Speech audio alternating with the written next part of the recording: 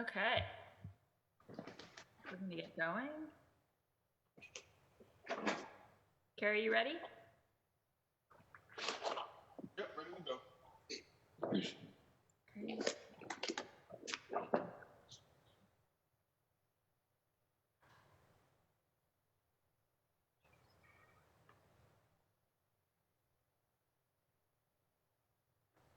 Sorry, my computer's suddenly freaking out.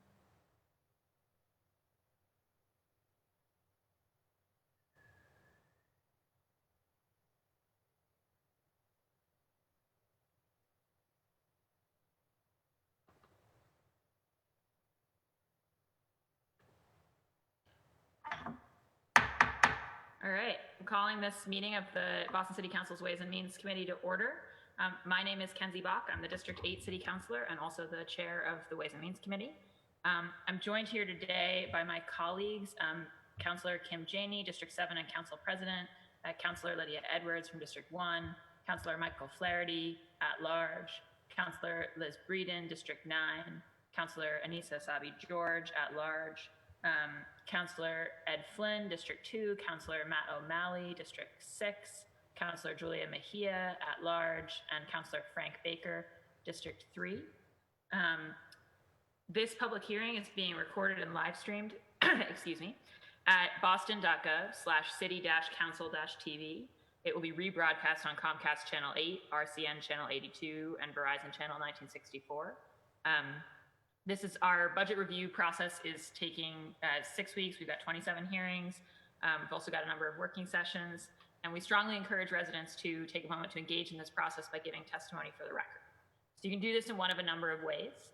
One is to come to a hearing like this and testify. The way that you do that is you join the Zoom link, which is associated with the hearing notice, and we'll hold you in the waiting room, and then at the end of the hearing, admit people to give testimony. That means you need to continue to watch it on the live stream during the hearing. If you need to get into this hearing, if you need help finding the link or anything, please just email ccc.wm, that's the Ways and Means Committee at boston.gov. You can also email that address with any written testimony you'd like to submit, or you can go on our City Council budget website at boston.gov/council-FY21Budget. That tells you all about how to testify. You can submit written testimony through that portal. You can also submit a 2-minute video of yourself if you'd like to submit video testimony without having to wait until the end of a hearing. And you can submit your testimony written or in video in any language, and we'll commit to getting it translated for the council. So, you know, this is your budget, and we're in a tough time right now, and we have to spend every dollar wisely, and we appreciate citizen input on all of those decisions. We're also going to have 2 dedicated public testimony budget hearings. One will be May 26th at 6 p.m., which will be focused on the BPS budget, subject to the hearing today. And another will be on May 28th at 6 p.m. to testify on any aspect of the city budget otherwise. So those are opportunities that are planned in advance, but also, again, you can always feel welcome to testify at the end of a hearing on this particular issue that you're interested in. And you can informally tweet us your questions using the hashtag BOSBudget, BossBudget. So today's hearing is on dockets 0588 to 0590, which are orders for the FY21 operating budget, including annual appropriations for departmental operations, for the school department, and for other post-employment benefits. Docket 0591 to 0592, orders for capital fund transfer appropriations, and docket 0593 to 0596, orders for the capital budget, including loan orders and lease purchase agreements. So our focus area today will be the Boston Public Schools, and specifically, we're going to be having a series of hearings. They've already begun with the BPS team, focused around the superintendent's strategic plan, sort of structuring our budget questions that way. And so today we're focused on BPS Commitment 1, which is to eliminate opportunity and achievement gaps. And we'll be having 2 hearings sort of in that area today. So this morning's hearing is focused on sort of the overall alignment of the BPS budget with that goal, and thinking about sort of wraparound supports. And so topics to be considered today include achievement gap closure, like policy alignment, implementation and progress, workforce diversity, curriculum bias review, code of conduct implementation, disproportionality, social emotional learning and wellness, nurses, trauma and crisis response, behavioral and mental health supports, and HERN, and a number of other things that the council has asked questions about. So our budget process is structured with a series of working sessions where the council generates questions, which we then are able to send to the school department in advance. So that list you should find, if I will ask staff to make sure this is true, should find a link to that list on the hearing notice for this hearing, and also a link to the working session where those questions were asked. So that's going to help structure our conversation, as will the strategic plan itself. And then this afternoon at 1 o'clock, we'll be continuing part 2 of this conversation, focused on specialized academic supports related to closing the achievement gap, including specifically sort of bilingual and dual language programming, special ed and special ed transitions, and our inclusion programs in the city of Boston. So just so people understand, we're going to focus in on those topics in the afternoon, and this morning is for that broader array of things I already listed. So with that long explanation, our speakers today, I know we're expecting to hear from Dr. Brenda Caselius, our superintendent at BPS, and Nate Cooter, chief financial officer at BPS, and then a number of other members of their team. I'm not sure if I have the right list in front of me, but I think Charlene Briner, chief of staff, David Bloom, deputy CFO, are both joining us, and Mary Dillman, Office of Data and Accountability. And Madam Superintendent, I'll leave it to you to introduce other members of your team who might be on the call if I've left anybody out. So without further ado, I want to recognize the superintendent and thank her and her team for joining us this morning. Madam Chair, thank you for having us here today, as well as we are really excited to be able to continue this conversation to present to you the 2021 budget for the Boston Public Schools. Nate Cooter, Chief Financial Officer, will do most of the presenting, and I will answer questions, but just in order to frame the conversation today, we are talking about, as you said, the achievement and opportunity gap in Boston Public Schools. As many of you know, Boston Public Schools, as well as many schools across this nation, have experienced large and nagging gaps between groups of students, as well as language groups of students, and students who experience economic advantage, and students with disabilities. And when I came in for this job and interviewed, I talked about my record in helping to address those systemic and structural barriers that students exist. And I think that's one of the reasons that I got the job. And so we've been focused on really trying to better understand the issues here in Boston. They are historic and they are longstanding, especially with our EL learners. And I'm glad we'll be spending a lot of time in the afternoon trying to unpack what are the implications of Massachusetts being an English-only state for many years, and then the Look Act being passed and how that has framed the work ahead, as well as being intertangled with the DOJ and the Meta group in terms of the monitoring of any of the interventions that have been done for EL.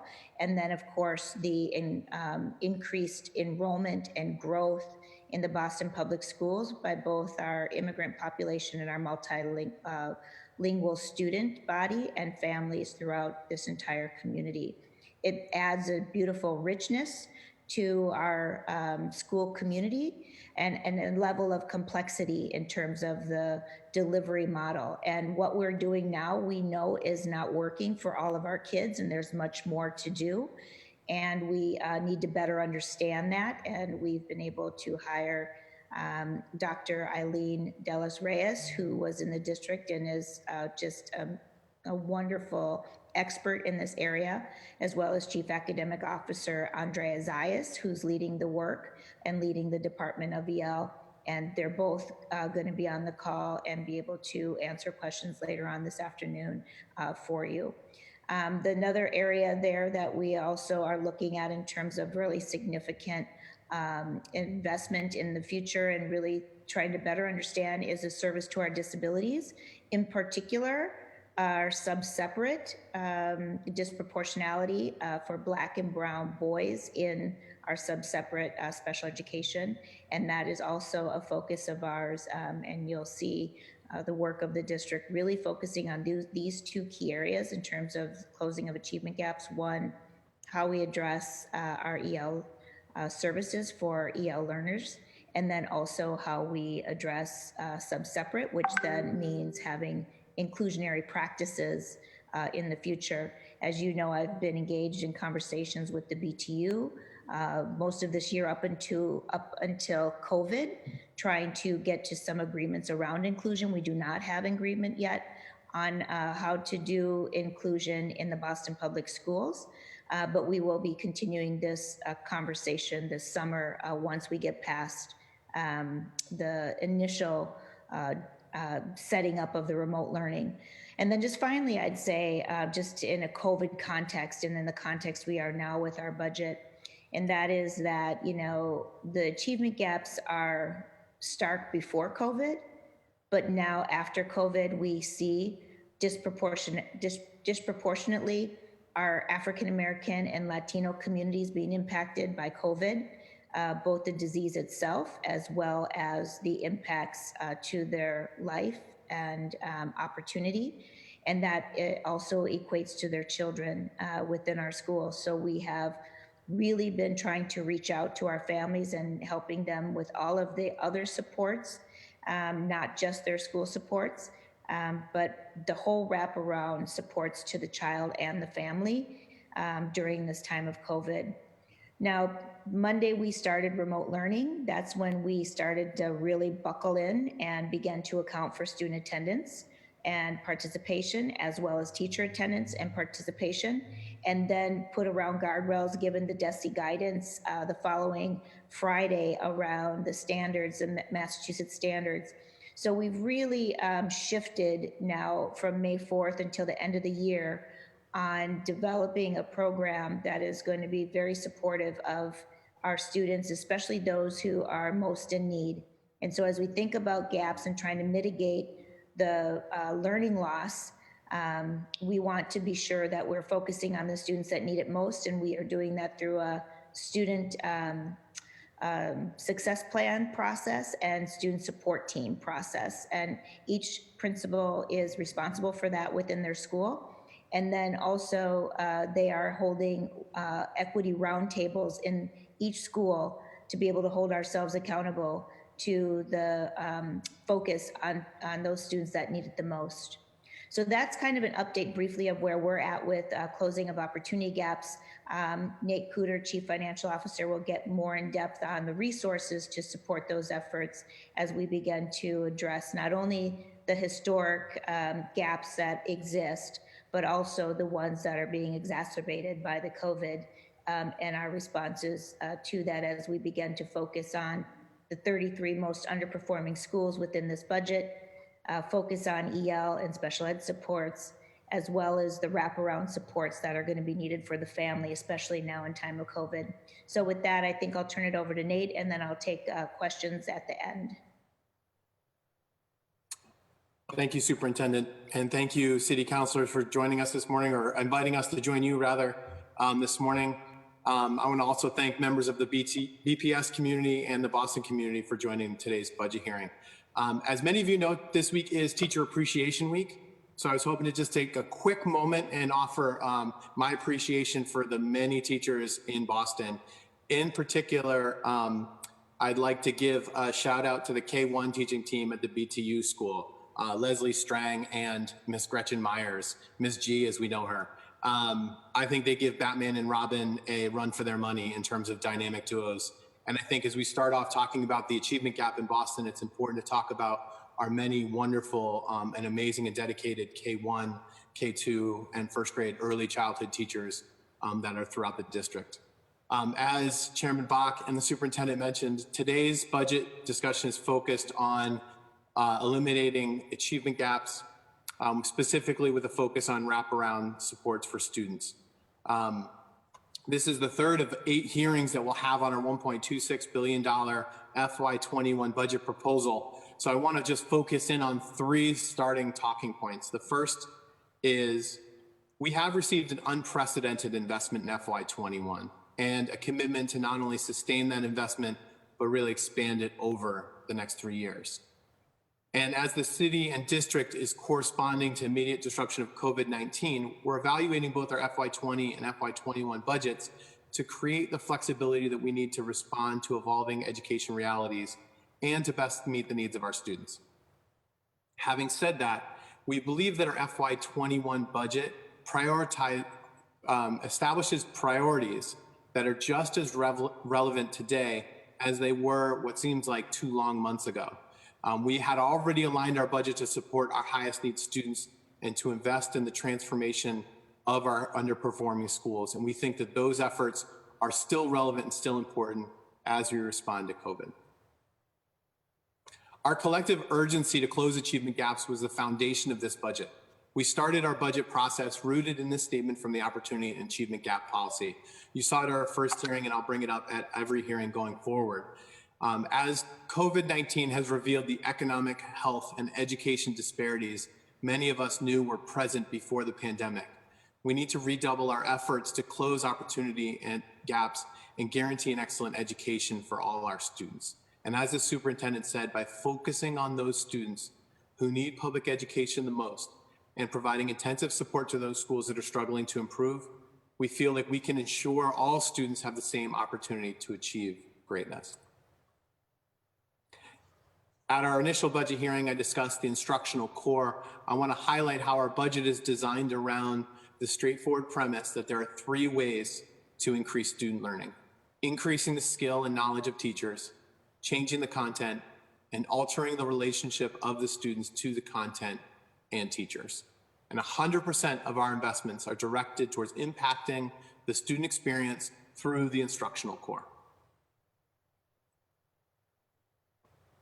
Our FY21 budget proposes an $80 million increase for the Boston Public Schools. Of this $36 million represents new investments directly in schools.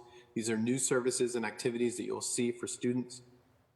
The remaining $44 million represents increased costs of operations, including the cost of salary and benefits to the Boston Teachers Union contract and among our other collective bargaining partners. Our budget process really started over the summer as the superintendent launched her engagement tour.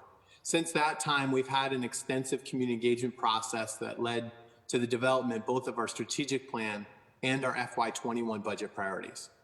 Our work is to create a cohesive and coordinated plan that shows a clear line from our goals to the strategy to the operations, all of which are reflected in our FY21 budget proposal.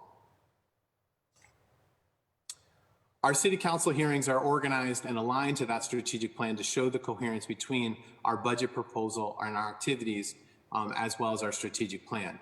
As many of you know from the presentations to school committee, our strategic plan has 6 main commitments, each of which have up to 11 priorities underneath those commitments. The commitments for our strategic plan are listed across the top of this slide. As I mentioned, our work is comprehensive, it's collaborative, and quite honestly, it's at times pretty daunting. And over the next 6 hearings, we'll cover the 6 commitments of our strategic plan and explain how we have aligned our organization and budget to fulfill those commitments. And today is about getting excellent student outcomes for all students and our anchor goal for graduates to be ready for success, college, career, and life. Nearly 30,000 BPS students, more than 50% of our student population, have specific needs such as English learners and/or students with disabilities. They're experiencing economic disadvantage. We have Black and Latino students comprising 76% of BPS enrollment. And historically, Black and Latinx students, English learners, and our students with disabilities have been excluded from access to our more rigorous coursework and inclusive general education students at disproportionate rates. We'll take bold, deliberate, and explicit action to eliminate opportunity and achievement gaps for these students and throughout the system. As Chairman Bach mentioned at the top, both of today's hearings are on Commitment 1. This hearing this morning will focus on OAG policy and wraparound supports, which are covered in the priorities highlighted here, and each of our slides will go through our main points for this, and we encourage questions, obviously, on any of these topics today. We wanted to start by sharing our hiring of teachers and guidance counselors this past year. In 2019, which is illustrated in the rightmost column, we had the highest total percent of teachers of color hired in the last 6 years, at 47%. Out of those, more than 25% identified as Black and more than 15% identified as Latinx, both of which represent the hiring rate of the last 5 years. What we see in this hiring rate is that our hiring initiatives are making a difference in setting mindsets and hiring practices at our schools. However, it is important to note that this past year, we also had the lowest number of vacancies in the past 6 years. This is, of course, both a good and bad thing. The positive is that we have lower vacancy and that we have more stability in our system for our students. But fewer vacancies also means that there are fewer opportunities for us to move the needle on diversity hiring. BPS has sustained a slight growth in our workforce diversity over the last 6 years. This is substantial because during that same period, peer districts across the country have experienced double-digit loss among their Black educators and minimal to no increases in their Latinx educators. There are many factors that impact our workforce diversity data, and I'm happy to discuss them more with you when we get to the QA portion of our hearing. Elimination of opportunity and achievement gaps is not separate and apart from our instructional, academic, and pedagogical strategies. They are indeed one and the same. With those big goals in the strategic plan in mind, the Division of Academics is focused on moving complex work forward. That complex work happens across several offices: special education, English learners, academics and professional learning, global programs, health and wellness, and STEM programming. Together, they row in the same direction on these 3 division-wide goals: to decrease the variability and quality of instruction district-wide and implementing our articulated academic strategy, to build teacher capacity to address unfinished teaching and learning and effectively engage students.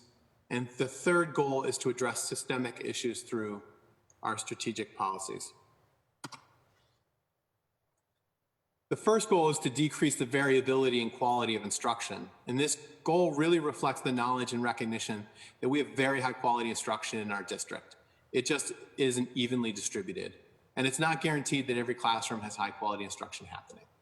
Thus, we need to provide one of the resources that the research tells us make a lot of difference: high quality instructional materials in all of our classrooms, be they classrooms that serve students that have IEPs, English learners, general education. We mean all classrooms, all grades, all subjects. And this year we're starting with the literacy adoption process with a $2.5 million investment. As I said before, Boston is fortunate to have so many excellent educators. Our dedicated teachers and school-based staff work tirelessly for our kids. It is incumbent upon us as a district to ensure that we have quality systems to support teaching, learning, and growth.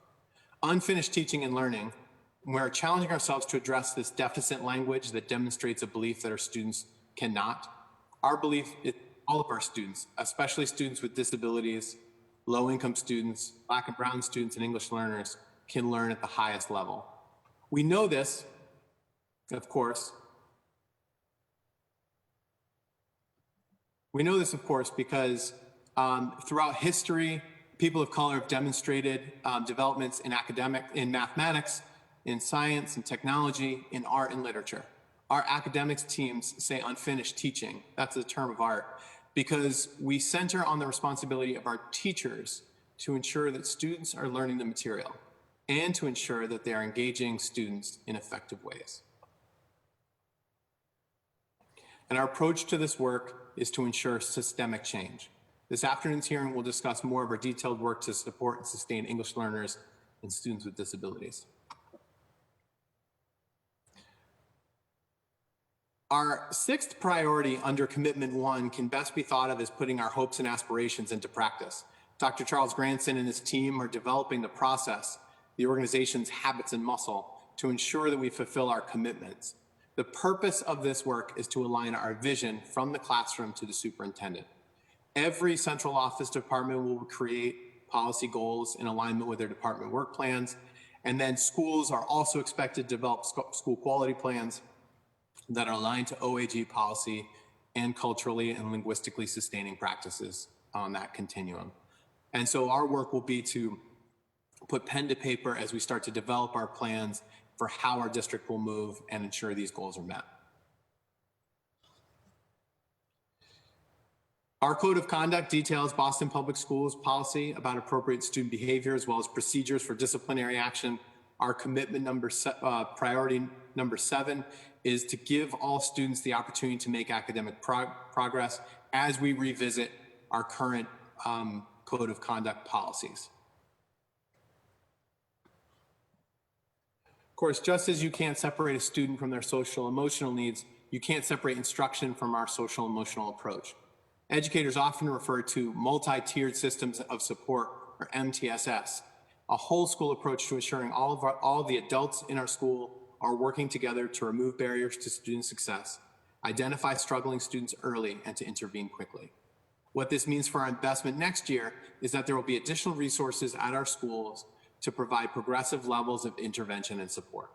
This is cross-functional work, and we rely on multiple teams to support teachers and school leaders in implementing this vision. The full service hub schools is coordinated out of the Office of Accountability, and I'm going to walk you through some of the other departments that are supporting this work and how their work aligns to this full service model. The first group is our behavioral services team. The role of the behavioral services team is to meet the behavioral needs of all students by providing direct services and supports to students and staff across a continuum of prevention, early interventions and intensive services, and additionally, the creation and facility of community mental health partnerships are a key aspect of our work. And that's really important. We want to emphasize that it's not just BPS resources that are going to support our students. We're really making sure to tap into the many resources that are available in Boston for our students.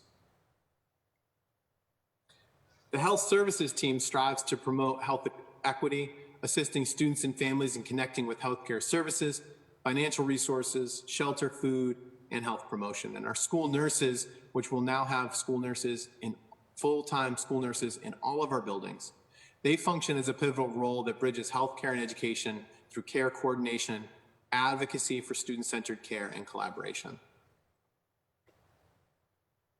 And finally, I want to note the health and wellness team.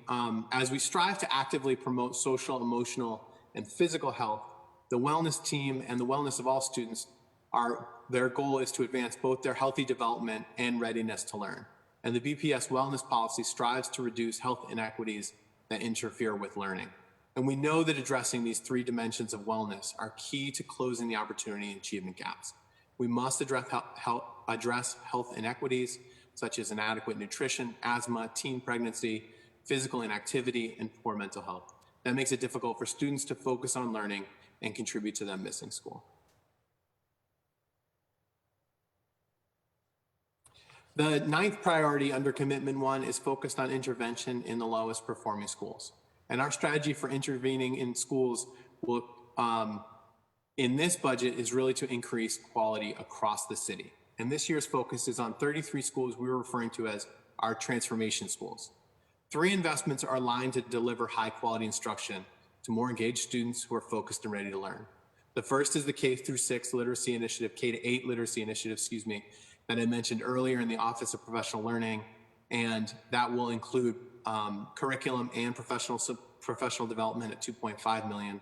We're increasing the instructional quality through instructional facilitators, a $6 million investment in this year's budget, and we're ensuring that every school is a capable instructional point person in order to be able to provide support and accountability to educators. We're also investing in family liaisons who will reflect cultural and language of the communities they serve. We'll discuss this more at the EL hearing this afternoon, but we wanted to highlight the $2.5 million investment to provide family liaisons at each of the 33 transformation schools. We're also expanding social workers. They're assigned to schools for coordinated multi-tiered systems of support, as I mentioned. That's a $5.6 million investment in this year's budget. And then finally, we are ramping up and continuing to hire nurses to achieve 1 nurse in every school building. The final priority under Commitment 11, and you've seen throughout the strategic planning process that we have revised our plan, the strategic plan, based on what we've learned in COVID. And technology has been pivotal to our ability to maintain connections with students, to continue learning throughout this shutdown. And so now more than ever, technology is an essential tool used in a multitude of ways. We use it every day, and our students are now using it every day.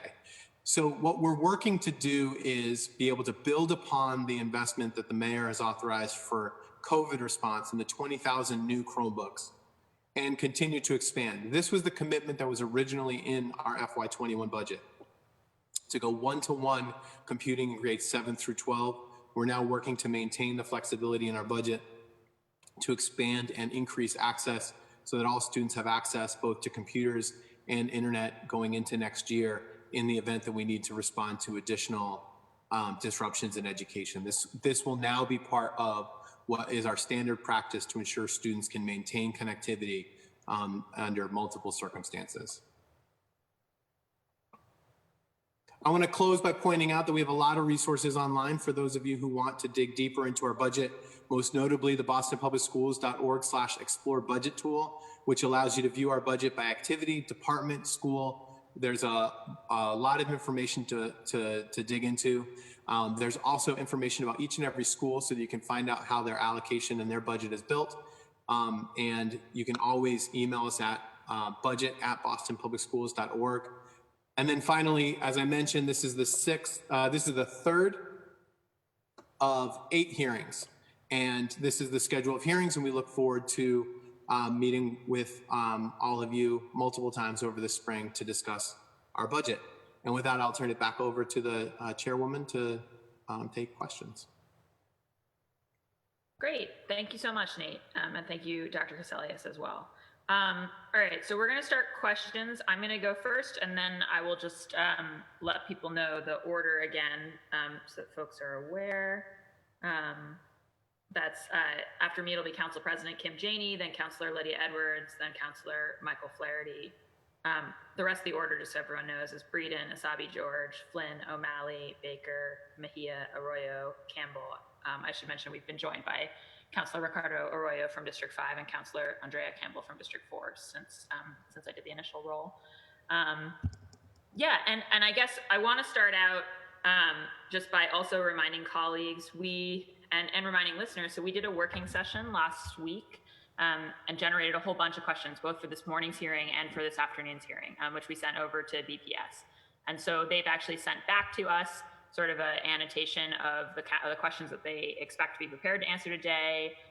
Because we have so many hearings, as Nate mentioned, there are a number of questions that have been deferred to future hearings because they fit better there. Because we'll be talking, in the future hearings about the BPS capital budget, about transportation, about a whole set of issues, assignment, things that came up. So if people just check your email for your reference and make sure that you see that document with the questions highlighted in green. Counselors obviously should feel free to add questions and follow-ups and other things.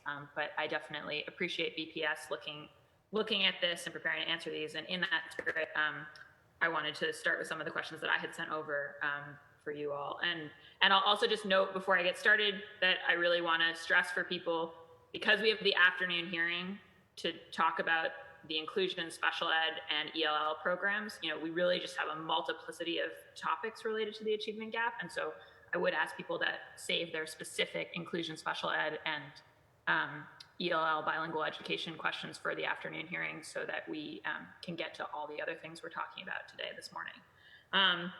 So I guess one question, and you mentioned already, Nate, talking a little bit more about it. I think your materials mentioned at one point a qualitative review of sort of why teachers and administrators of color leave the BPS system. And we sort of saw a mention of that in mine and my staff's review, and we were wondering kind of what that had kicked up and what we're learning from that. Because while it's good that we're not experiencing the loss that some other school systems are it's still just like such an area of need of improvement. And I think there's just a lot of data to back up how much it means for students to be taught by a pool of educators that looks more like them. So I was wondering if you could speak to that a bit. Yeah, so I would just say, I think, you know, a lot of the when we look at the teachers who are leaving the district, you know, we always want to identify which ones are leaving sort of in retirement because they've served our district for many, many years, and those that are leaving because of either opportunities elsewhere, leaving the profession. You know, we have multiple initiatives in our district to help work with teachers of color. There's, for instance, a male educators of color committee that's working with them to provide opportunities and mentoring and support to those teachers. I don't have full details on what sort of the qualitative responses have been. I think that's one of the questions that we'll need to follow up with you with a written response from our OHC team. Okay, great. Yeah, I think the question of, you know, is there anything that would really move the needle? I mean, everybody's circumstances are individual, but still sometimes you can see patterns in these things. And I just think we need to do more on that. I wanted to ask about, I know that we have summer sort of stuff tagged for a later hearing because we'll be closer to it by then. But I just think something that came up a lot for me and for other colleagues was just when we're looking at the achievement and opportunity gap in our district, I think everybody feels like that yawning gap is just going to be intensified by the like differential impacts of COVID. And so really trying to understand how you all are coordinating that lens with thinking about the summer response. And also, I mean, and I guess one concern I have is that, I mean, you talked about this is a budget that, you know, reflects a lot of those concerns already. But at the same time, I think that, I mean, I certainly feel as though we're going to need a surge in resources to support young people who are at risk of falling out of school, who, you know, just not like in a way that is just, you know, huge. And some of that maybe we're going to be able to pull from new resources that come at the federal level, we can hope. But it does feel like we're going to need to allocate in a different way there. And so if you could just speak to that a bit. And one of the things I'm most interested in is, you know, like we have a student at the Tobin who, you know, was repeating 8th grade and wasn't necessarily on track to graduate. And now obviously he is going to get promoted, and that's really great from a sort of social class perspective. But just seeing, you know, how much he needed more support in this spring before, and now it's just that gap has widened. And what I wonder is there an opportunity to do something really great for all of our kids, including kids like him, and kind of intensify our support to getting them back on track? And so I just want to hear, I know we haven't solved the summer question, but I think it's hard to talk about the opportunity gap without talking about that right now. Yeah, so I'll take a stab at that first. Counselors, you know, this is really a very difficult situation for us, right? We know that we've had to ramp up with issuing, we weren't a one-to-one district prior to this. So we've had to get kids connected and get families connected, not only to getting them the device, but also getting them Wi-Fi. And one of the real barriers was the connectivity and the Wi-Fi for our families. And so we've still been working through that, but you know, families have shared with us in a survey that it's less than 5% of them who are having difficulty now still with Wi-Fi. But we do know that we still have students who don't yet have Chromebooks.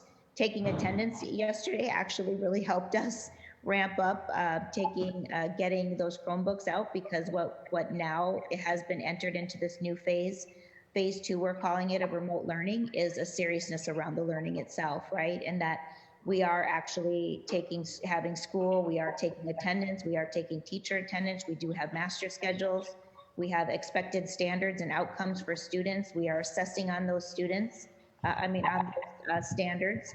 So we are, and when students aren't learning, our student support teams are intervening and providing tier 2 interventions for those, which is, you know, either additional support for the family with social work services, or additional one-to-one or small group support for the student delivered either through the teacher or through paraprofessionals. So that work is being tracked and being done to control for and mitigate for the learning loss. That's currently happening in the COVID response. That will then lead into summer school. So even though we won't be retaining students, parents still have the option to retain their students and teachers if they think that the student is very far behind. But we will, I am bringing the remote learning plan forward to the school committee next week. I will be talking to them about the retention policy, our attendance policies, our summer school policy. For instance, last year we retained 3,200 students and only 1,200 went to summer school. To me, that's unacceptable. Every student that is behind should have the opportunity to take summer school and to remediate the work. In this new remote learning environment, we have an even greater opportunity to reach students in a really directed and small group or individual basis to remediate their learning loss. There's also a lot of technology tools that don't require a teacher for them to get practice and to practice their skills that they're behind in. As for the high school students, they are still going to have to do credit recovery. They do still need to meet their credit competency determinations, even though the MCAS isn't being administered. There is guidance out from the department around grading and transcripting, and so students will have to complete and pass their courses in order to graduate. So there's no lessening of requirements for our high school students. They are required still to engage and to have their grading done, but we are being more mindful about the supports that we give. Not giving support to students in a more directed way in summer is no longer an option. So students are going to have to participate in order to be promoted. So that's really important. Back to the diversity question that you had to Mr. Cooter earlier, we do a number of retention activities with affinity groups, with our community of teachers. Teachers are involved in both teacher leadership and groups like Alana. There's groups around recruitment groups. We do support to retain teachers with support around taking of the requirements for licensure, like the MTEL. So there are significant supports there for retaining our students. And so there's a number of things that we do to retain, but I would think the number one thing we can do is to just grow our own. So one of the things you'll see me coming forward to, not this year in this year's budget, but in future budgets, is a grow your own program for our students. And that is, 50% of our students speak a language other than English. They're highly diverse. Our student body is very diverse. 90% of our students, I think it's 94 actually, percent of our students are students of color. And we need to be getting our brightest and most loving students and our student leaders and get them into education earlier in our teacher programs. We do have a teacher cadet program now, but I want to expand this even further because our next teachers are right now sitting in a Boston public school classroom. And I think that's the best way to recruit and retain teachers because of their love for their school district and the natural diversity that they already bring. Great, thank you so much, Superintendent. And I'm mindful of my time finishing, so I'll just ask a clarification. So is your intention for summer school to increase those numbers by having it be more mandatory or by getting more parents to sign their kids up, or what's the mechanism for increasing that participation? Well, if it was up to me, it'd be mandatory, but our school policies don't make it mandatory right now, so I have to have a discussion with the school committee around that. But I think it will be highly compelling to go to summer school if it's not mandatory. So we'll be making those suggestions to families, and I think it's a little bit easier for families now especially if we're in a remote environment. Families are going to want their children engaged in activities, and we'll have a multitude of activities for students to do in the remote summer school option. Great, thank you. All right. The only concern I have right now is just making sure we have enough educators to do that. Obviously this has been hard on everybody. And so, we're starting up that recruitment process for our educators. We may be reaching out to our student educators who are needing to get their practicums, as well as our paraprofessionals, and just really thinking differently about classes. You know, typically a teacher has 22 students in her class. It might be in summer school, you might have larger class sizes for one teacher and then do small group one-to-one. But it's not a summer school for all students in Boston Public Schools, just the students who are, we've identified in our Tier 2 and Tier 3 intervention through our student support process, or have assessed below standards. Great. Yeah, no, I think we need an all hands on deck. And if there are ways to, you know, there's a separate conversation that the council and many of us are having, right, about youth jobs and opportunities. And if there's a way to have, you know, older peer students or student teachers helping out to get the ratios down, I think that'd be fantastic. And obviously, let's think of something totally new for this summer. I want to now recognize Council President Kim Janey for her questions, and she'll be followed by Councilor Lydia Edwards and then Councilor Michael Flaherty. Councilor Janey.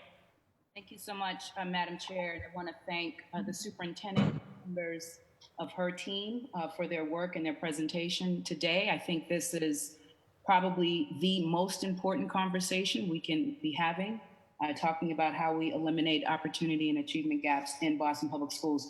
I have several questions. I'm sure I will run out of time. So just to get on record, I'd like to go into the actual OAG policy and office. Certainly lots of questions around teacher diversity, remote learning, summer learning opportunities, the code of conduct, and whether or not we're seeing an increase in cyberbullying given all this remote learning and social distancing, questions around trauma. I'm gonna start with teacher diversity, and hopefully I will get through, and I will try to be on the lookout for the chair's gavel. Interested superintendent, this is really our first opportunity with you during our budget season. Excited to have you here.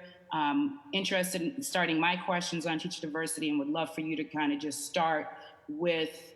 I was here last time too. Okay, wonderful. I'd like to understand. I just want to clear the record. I was here for all 6 or 7 hours of it.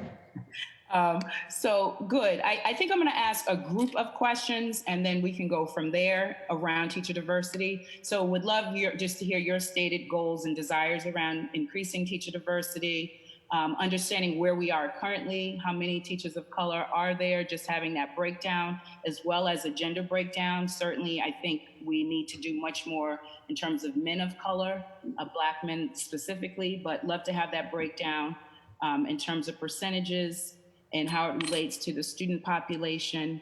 And when we talk about hiring, I know there was a slide talking about hiring BPS teachers.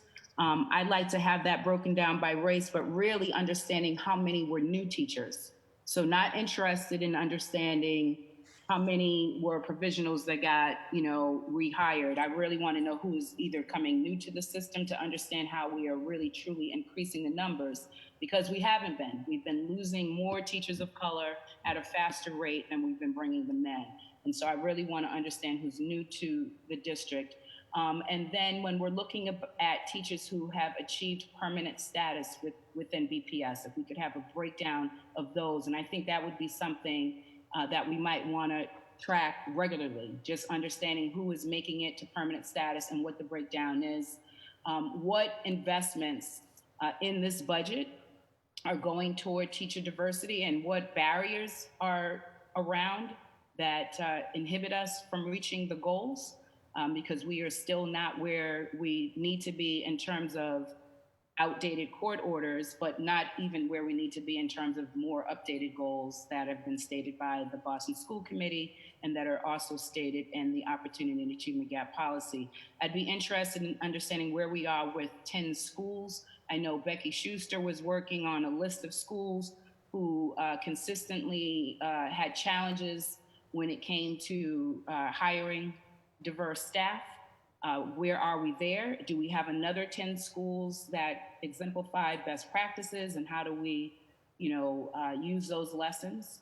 I want to understand how the Office of Equity is utilizing its authority to oversee hiring and making sure that these are diverse hirings. What roles are school site councils playing in the hiring? And what are a breakdown of languages spoken if we have that data? And if we don't have that data, why don't we have that data? Should we be collecting that data? In terms of grow your own, I'm excited to encourage young people to go into teaching. I think it is a wonderful field. I come from a family of educators myself. I'd be interested in understanding where, anywhere in the country, we have seen a success rate of a grow your own program that has yielded even half of a class of kids that have now come back to teach. So if we've seen a 50% yield or greater, I'd be interested in seeing that success, because I would anticipate that you're going to lose a lot of folks along the way. And so I don't want to put too many eggs in that basket. I'd be interested what other investments we're making and what other programs also exist. I know there's been a lot of interest in the past around paraprofessionals and how we are utilizing that as a pipeline. So I'd be interested beyond the Grow Your Own with high school kids, what other programs we have, what the success, what the results have been, whether or not we've had success, whether there are lessons that we're learning, whether we're still doing these programs or not. And then I have other questions that I'll just keep going until I guess I see the gavel. Does that make sense or no, Madam Chair? Should I let the response and then? Yeah, probably ideal at this point to Okay. let them respond to some of that stuff. Thank you, Madam Chair. And then if we have time, I have obviously the other categories that I'd love to talk about, and I'm happy to wait for remaining rounds. Thank you. Great, thank you. Superintendent. That was a lot of questions, Counselor Jane. I have some of them written down, and some of them I may need to Happy to repeat if you call a friend and ask Mr. Cooter to help me with a few of them. Teacher diversity is an absolute important part of our work. As I went around strategic planning, this was the one thing that came up in every single community meeting, was to have teachers and workforce, quite frankly, across the entire district reflective of our student language and cultural heritage. And so we are absolutely working on that. We have added a position this past year in our recruitment office in Capital to kind of bifurcate both retention and recruitment.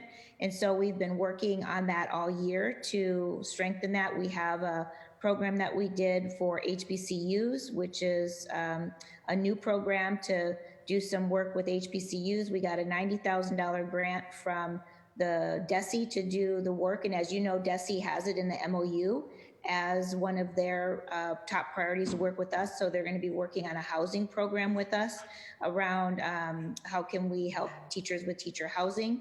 There's another $50,000 for diversity recruitment that we have in this budget. And then just some of the data questions that you had. I believe we have 46% of our hires have fluency in another language. And I believe, and I have to get this confirmed, but 84% of our teachers are retained each year. Nate, do you know if that's correct? I think that is the correct number. Yes. Okay, yep. I think 84% of our teachers are retained. And the question you ask about getting to, what's it called here in Boston? We call it achievement of tenure. Permanent status. Right. I had talked with Jessica Tang actually about this earlier, because I think she has a shared goal of diversifying her core members as well. And I think one of the strategies that I would love to explore is just our ability to give permanent status to a teacher earlier than the 3 years. Obviously, that has a lot of labor implications to it. And so I'd like to think really critically about that. But if we know a teacher is exceptional and doing well and a teacher of color, we don't want to lose them to bumping or to layoff. And so I think it's important as a consideration. We are still under the Garrity order. So we do still have our diversity goals underneath the Garrity order. And so we are still very mindful of those diversity goals underneath that as well. The 10-10 initiative, I know I've been briefed on it. It's been a while since I've been briefed on the numbers. So I'll have to ask Nate to help me with that. But I do know that our schools did increase. They do show better diversity at those schools, but I just don't have the exact percentages memorized yet. So Nate, do you have any of those numbers? Yeah, I'll share the slide number 9 does show all of our hiring. It's not just the movement to permanent status. That's all teachers hired into a new position. We'll, again, as the superintendent mentioned, need to get you follow up in terms of those achieving permanent status. Thank you, Nate. Could you also break down for me, even in that slide, I'd like to understand how many are new to BPS and not a provisional that is just going into their second year. So if I understand that if you're retaining 84% of your teachers, is it fair to say that 16% are coming from elsewhere if we're getting to 100%? So the numbers in terms of external hires, yes. Of the positions that were hired, and the 16%, I'm having a denominator issue about the 84% versus, so of the new positions, some of the hires that are represented on that slide are also teachers moving positions. And that's not a provisional teacher staying in the same position and moving up a year of experience. I guess it's a teacher changing position. I will say that, I'm sorry. Yeah, I was just saying I would really like a breakdown of the external hires to understand how we're moving toward a goal. And while we're in compliance, we're still under the court order and have to be in compliance with it. Really, the stated goal of the Boston School Committee, at least in the mid-teens, was to have the teacher diversity reflect the diversity of the student body. That is on record. The stated goal of the school committee. It's also in the opportunity and achievement gap. And so I would hope that we don't look at the court order as our goal, but only that to me is like a bare minimum floor. But we treat it too, and when we lift it up, we treat it too much like it is our goal when really we should be. It's offensive at this point to think of our students as 25 teachers, 25% Black and 10% other. I find it quite offensive, quite frankly, given the rich diversity of our students. And our largest group and the largest gap of kids who don't have a teacher that look like them are Latino students. And so I'd like to see us do more. And I think we have to peel back the onion to really understand all of the nuances of hiring. And so that we're not recounting teachers and thinking we're doing a good job, but these are really teachers that were already in our system that are just being reassigned to a new position or teachers that are moving up. To that point, if I could, Counselor Janey, the external hires were 36% of the candidates. So for external hires, 36% of the candidates hired were candidates of color, which is down slightly. Overall, 30% of our hires were external versus 35% last year. Thank you. And external Black and Latino candidates were 2.5 and 2 times respectively, more likely to be hired than white candidates. However, the external candidate pool is just simply much less diverse. And so only 22% of candidates of color were candidates of color in 2019, which is consistent with prior years. The team has done the deep dive and started to peel back the onion, as you mentioned.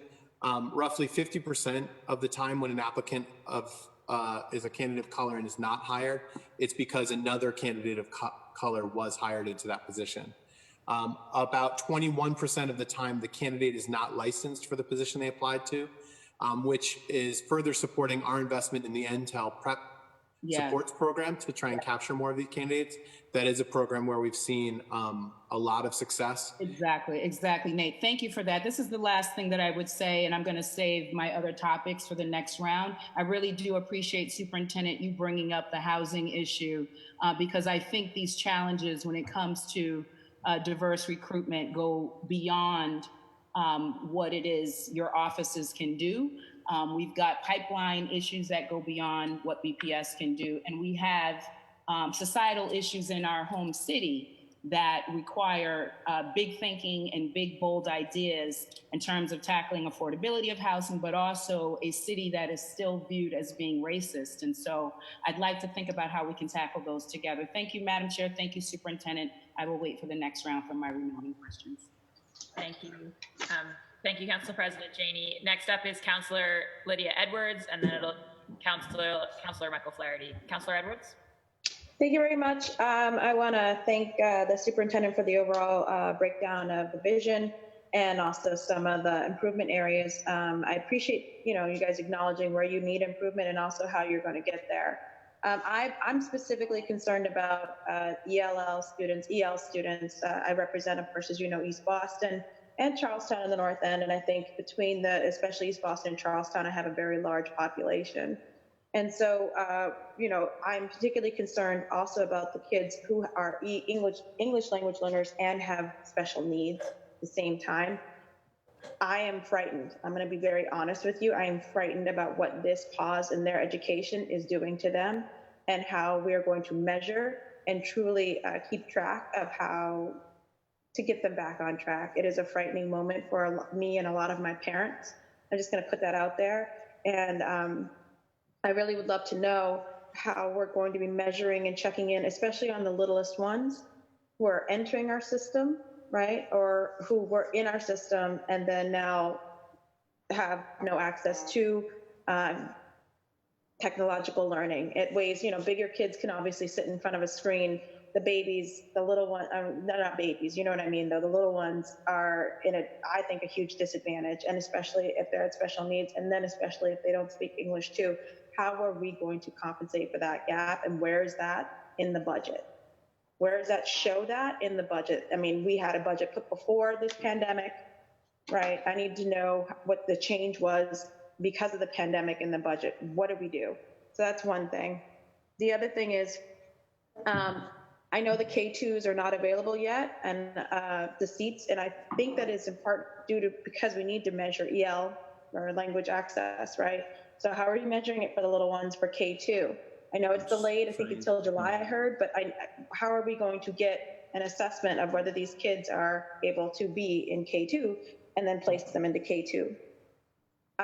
Number 3, we didn't get a response to the RFP. STEM, I think it's science, technology, engineering. Hello? Oh, sorry. We didn't get a response to the RFP for the school exam. Is there any room for just using the MCAS and picking the top X percentage of our kids to go to exam schools? I don't know. Literally fill in the blank. Just tell me what we're doing there. We don't have a test.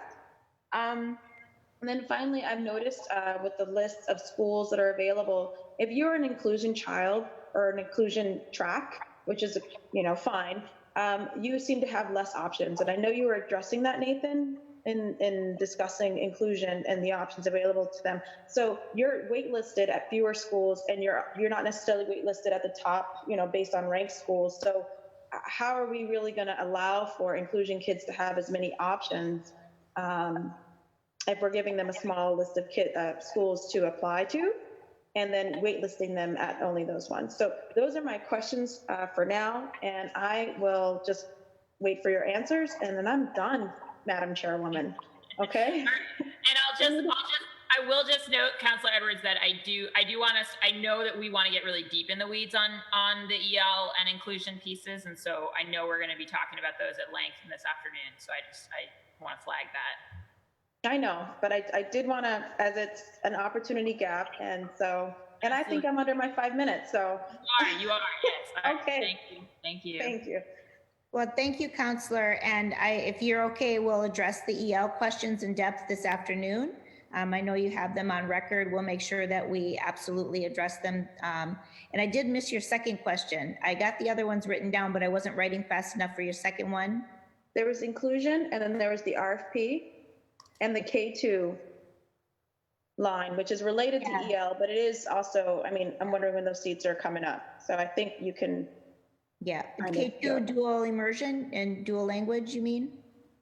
Inclusion schools? Yeah, no, in the K2 dual language for the Cape Verdean and the Vietnamese, is that what you're talking about, or? No. Oh, okay. Their seats are, K1's out, K2 is delayed. My understanding, to get to K2, part of that is measuring their English language. Mm-hmm. Oh, I see. So when those seats, there's been a delay in the testing. Out, it's not just about EL, Madam Chairwoman. It really is about when K2 is coming out. Okay. Promise. Okay. So with EL and the K2 with the delay in testing, I will bring that back this afternoon and share with you then. Inclusion, we don't yet have an answer for all of our inclusionary practices for next year. We're working with the BTU on inclusion other than what we've already been doing. Unless Nate has some additional language. I know we did some paraprofessional increases this past year. And then with the RFP, we did reissue the RFP, and that deadline is on May 15th. And so we expect that we will have a bidder. We've had a number of interests in the RFP. They've pulled it down, so to speak. And so when they pulled it down, they say whether they intend to bid or their interest in bidding. So they pull it down as an interest in bidding.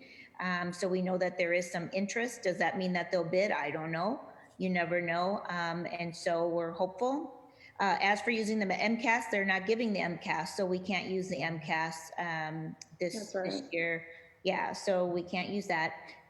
So we would have to look at some other options if there's not a bidder, but I fully expect that there will be a bidder.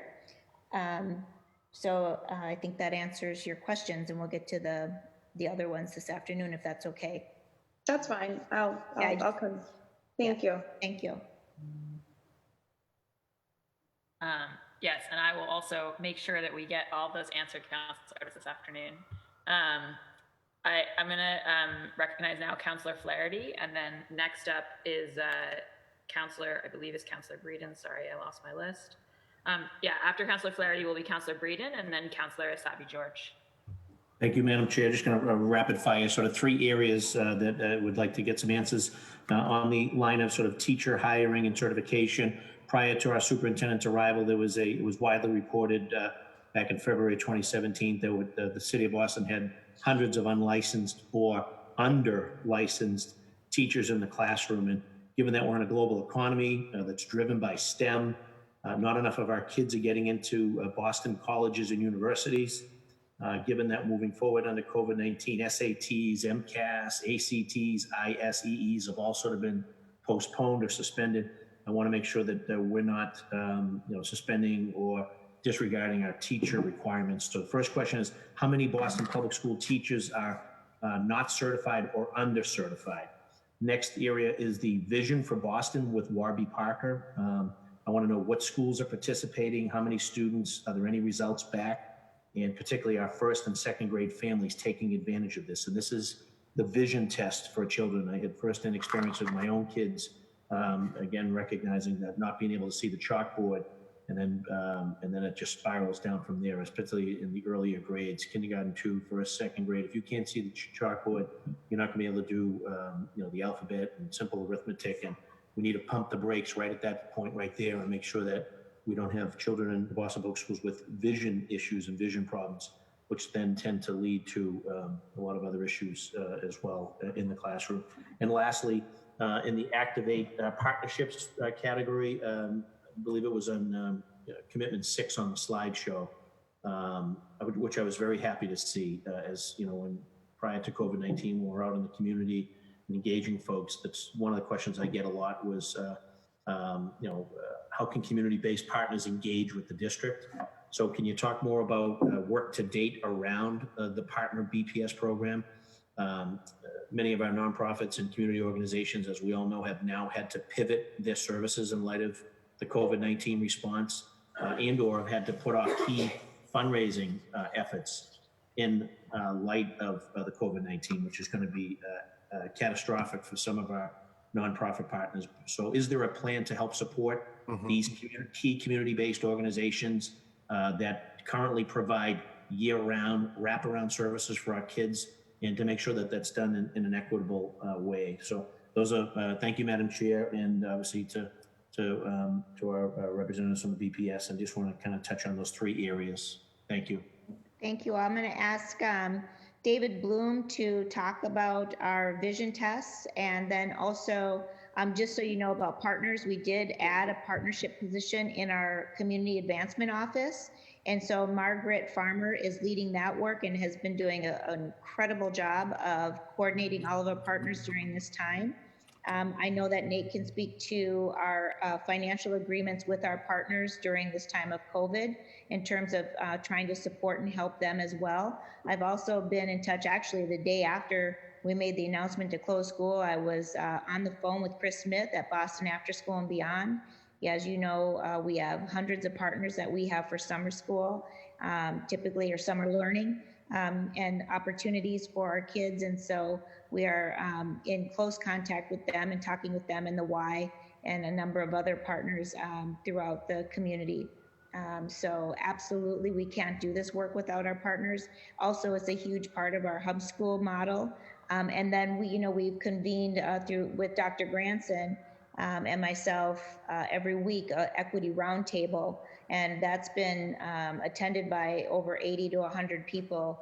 Many of them are faith-based partners, our community partners, our civil rights community, and others who are giving us incredible feedback and also connecting with us on the efforts around COVID, as well as beginning our summer planning. And may I just interject, Superintendent, I just want to give you, obviously, I'd be remiss if I didn't give you and folks at the administration and our teachers a shout out for the work that you guys are doing during this time, the distribution of the Chromebooks and just having to reposition, repurpose teachers and classroom settings to home and to computer, et cetera. I know it's been a lot in a relatively short period of time, but and hopefully we haven't missed too much of a beat on teaching and learning, but your attention to detail, being on the calls with me and my colleagues on a regular basis has been very helpful, but also it's been helpful to parents and to our consumers, which are the students that you're charged with making sure that they get a quality education. So I'd be remiss if I didn't say thank you for your efforts to date, as well as your entire team at the bowling building and out in the classroom, our teachers, especially. Thank you, Counselor. We have great teachers and an incredible staff at the department doing reinventing education on the fly here. I do want to also mention, which we haven't talked about much, and that is on the youth employment jobs part. We're working with the mayor and his staff really closely on youth employment, summer camps, and trying to really figure out how we can do better engagement on that end. And we'll have more to report later on youth employment and summer jobs and summer learning. Nate? Yeah, I'll talk first quickly about the partnership piece, because I do want to highlight, the superintendent already mentioned this, but one of the big parts of our COVID response was working with our partners to both ensure access for students to important resources and also provide stability to those partners. As you mentioned, a lot of them are experiencing declines in fundraising, and many of them have uncertainty in terms of their own financial future. And we have a vested interest as a city to make sure that they're still operating and strong going into the fall. So we have worked with all of our partners who have contracts with us to modify the contracts to ensure that they're providing ad hoc services to students and are making their staff available to us to be able to provide supports for students. We've had some interesting success and appropriate success in special education to be able to have some of our special education related service providers be able to provide those supports to students online. So all of our partners will continue to receive payment so that they can pay their employees. This is part of the resiliency that we need as a city to make sure that our partners are still strong. We've also been working with, and partners covers a lot of different groups. It covers those that we pay, partners like City Year, City Connects. It includes partners that provide services to our students and are connected through school, like our many mental health services providers. It also includes some of our special education related service providers. And so we've been working a lot with all of those providers to make sure that we have modified their contracts, that we're working to understand how they can flexibly serve our students, and we can ensure some financial security for them going into next year so that they're available when we restart.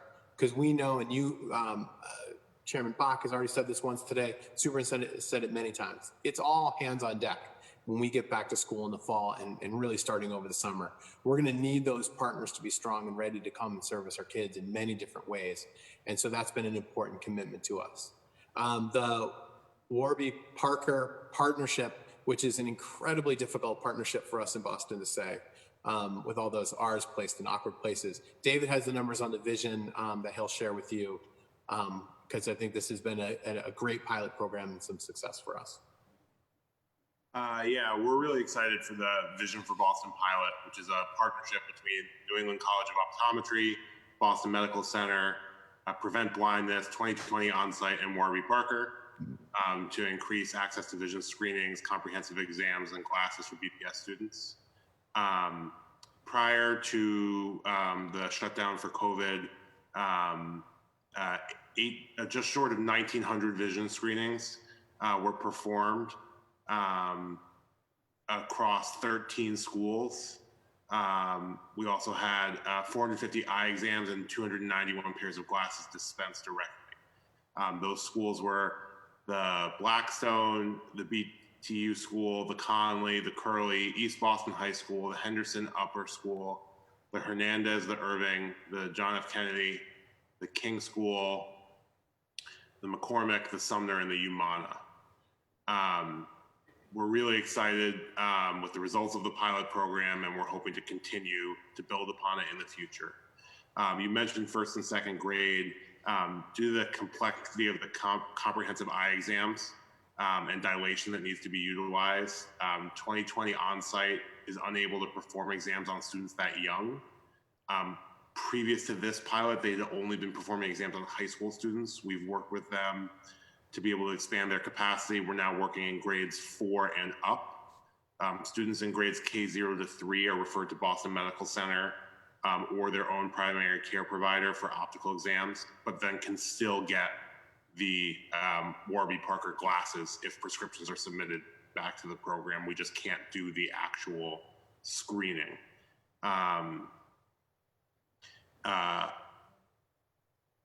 We're continuing to work and expand that program as much as possible, and we're really excited by what the initial results were this year.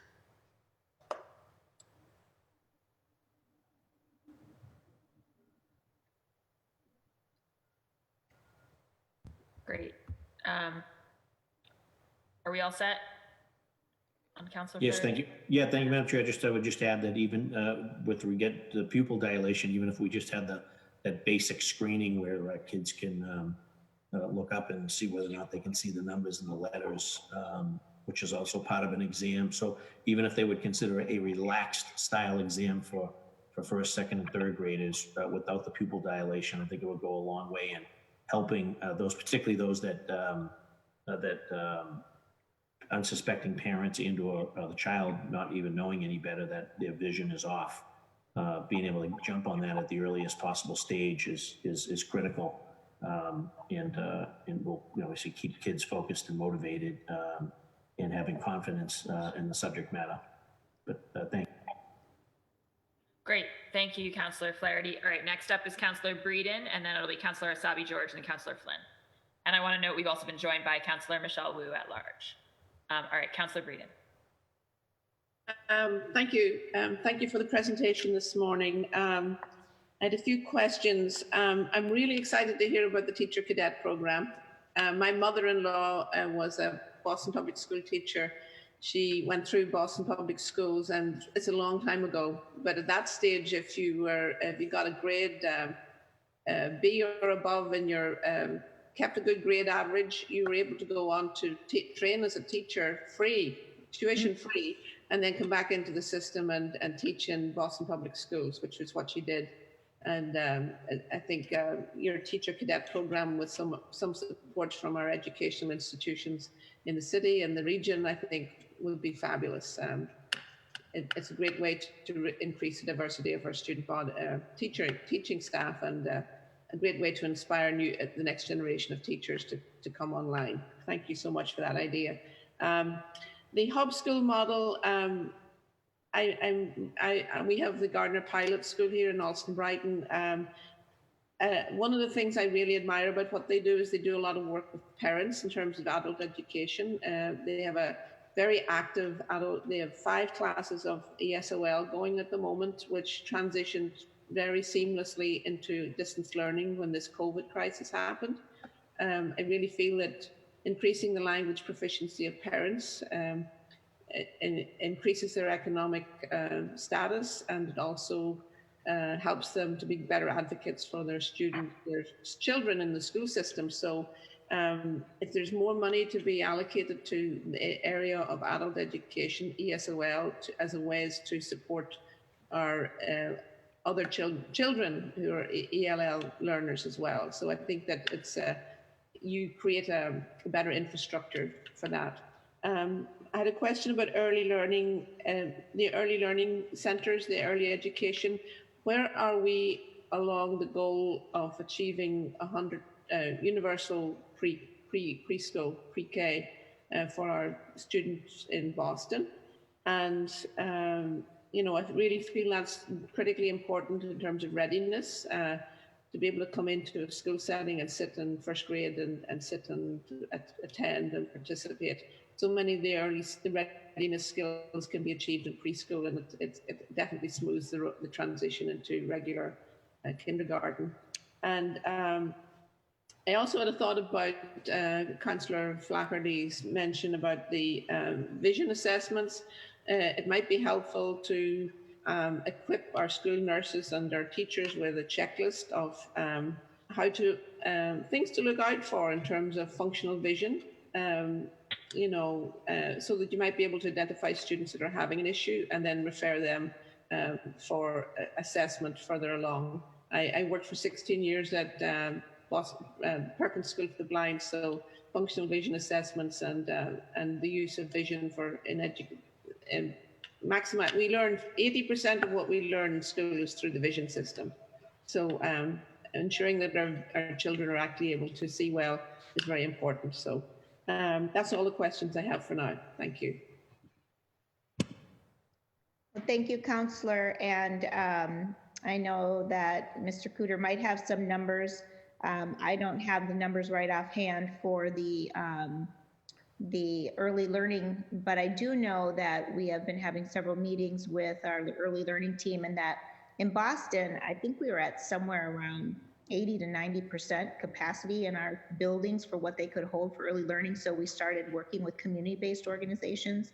And so really the strategy is to try to get more community-based organizations partnering with the Boston Public Schools around quality of learning opportunities. And the biggest barrier there was just a requirement that we have for universal pre-kindergarten around licensure for teachers and the pay for teachers. And so we are working through those barriers with our partners and trying to increase the number of community-based partners who are in the UPK program. Yeah, I would just add the numbers for that. For UPK, the community-based organizations, as you know, we've put out an RFP for partners, and then we assess their readiness and their capacity to serve our students in our hard-to-serve neighborhoods. There's a prioritization based on both geography and the partner's ability to service our students. And so for 4-year-old seats on UPK for this current fiscal year, we added 416 seats in universal preschool. Our goal for FY21 is to get up to about 600 seats in UPK. And then FY22, the goal is to get to 750 the community-based 4-year-old seats for 4-year-olds in our partnership. So that's the plan. This is, of course, a partnership between, in terms of funding, it's both included in our general fund, our city appropriation to expand UPK, and then there's also the City of Boston Trust that was set up to be able to support the expansion, including professional development for universal preschool. And that's run out of our early childhood office in the Division of Academics to be able to support and provide high quality curriculum to those programs, and also provide technical support. Part of it is also to increase teacher pay in the UPK programs so that we can expect the same level of quality. And as I mentioned at the start, and I think you really hit the nail on the head, that K1 expansion is really critical to our path to closing opportunity achievement gaps. And so we're highly motivated to be able to expand this. Also, as part of Build BPS, which we'll talk, we still have a priority to expand K1 within BPS. But as you know, our elementary seats, our classrooms are all in use, and we don't have available classrooms where we have demand for K1 seats currently. And that's part of our planning to figure out how do we create more K1 opportunities in our BPS schools. because we know that that's the first choice among our families. I just on a follow-up question, I had a question about the Baldwin. I understand that parents can sign up in the spring for a position at the Baldwin. They get offered a position, a place for their child. They don't get, I think there's a problem with the RSVP situation, and the BPS doesn't follow up with a parent until 6 weeks after school starts. And then that leaves those potential seats not available for someone else who might be able to avail of that seat in that classroom. So is there any way we can streamline that process? I might be explaining this very clumsily, but I understand that's a problem. Yeah, I think so. Registration and assignment is a topic at a future hearing, so we can talk more in detail about it. I'll just say, because this has been an area that I've been very focused on over the last few years, our welcome services team, of course, oversees waitlist management. As you know, assignments do happen. Assignments for K1 have already happened, and families are evaluating BPS versus other options. And we do have an RSVP system, but it's unreliable in a number of different ways. I mean, the first is that families who RSVP to say that they are coming to BPS still then don't enroll in BPS in the fall. And then some families who say that they are not coming still show up. And so we're still trying to manage that and figure out the right way to sort of get families to tell us what their plans are.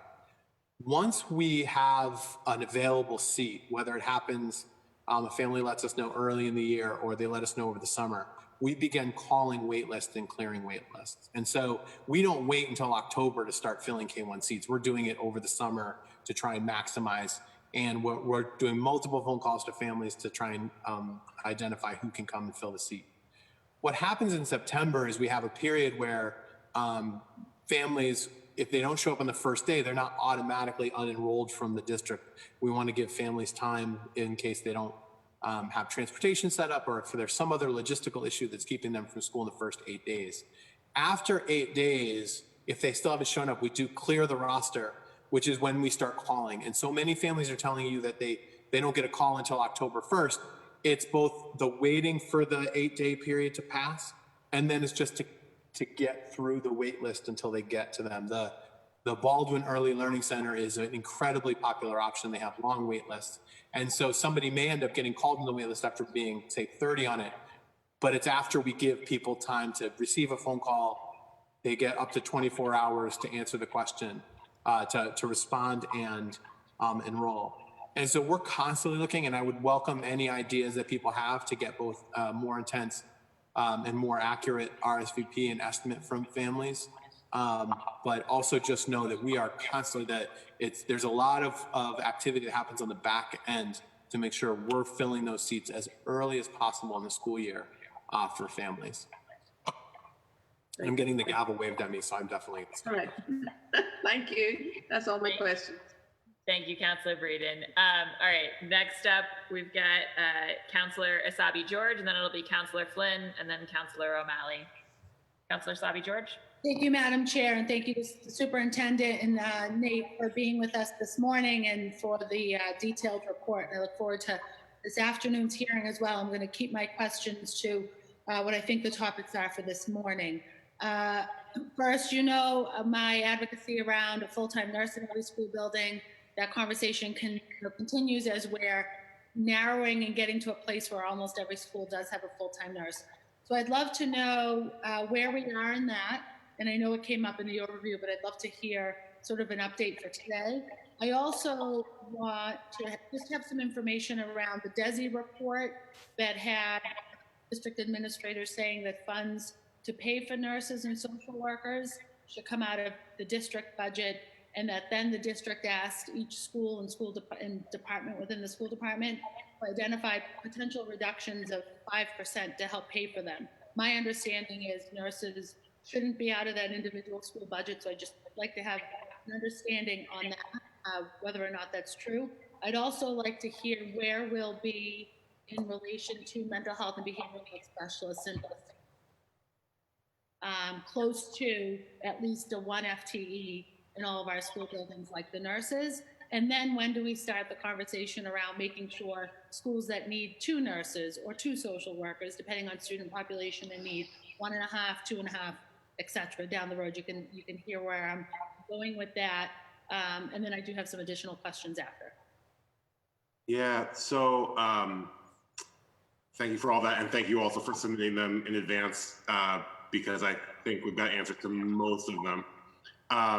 So as of the sort of freeze and school closure, which sort of paused us in place for the current year, we had 11 schools left that were still sharing or had a part-time nurse.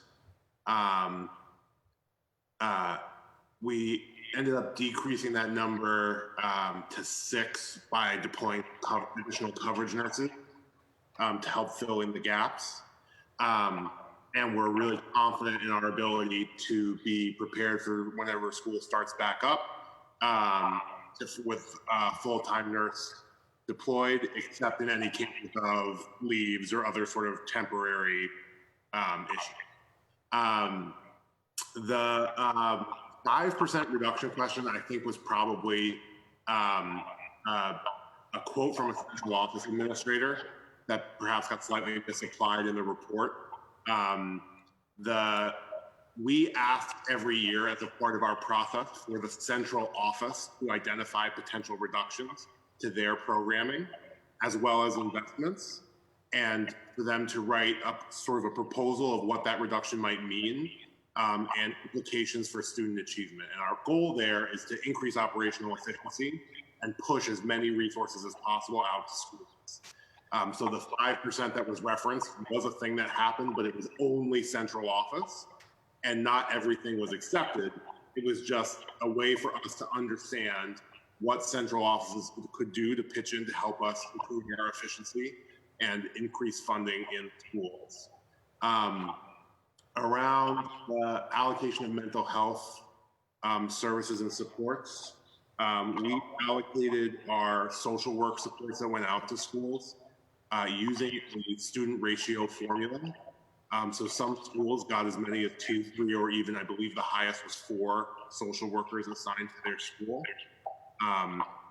to make sure that as we're deploying these positions, we're deploying them with a ratio of service that is in line with sort of what we're expecting them to be doing once they're in the schools. We're excited to be continuing to make that investment over the next few years as a part of the mayor's historic 2-year commitment. Yes.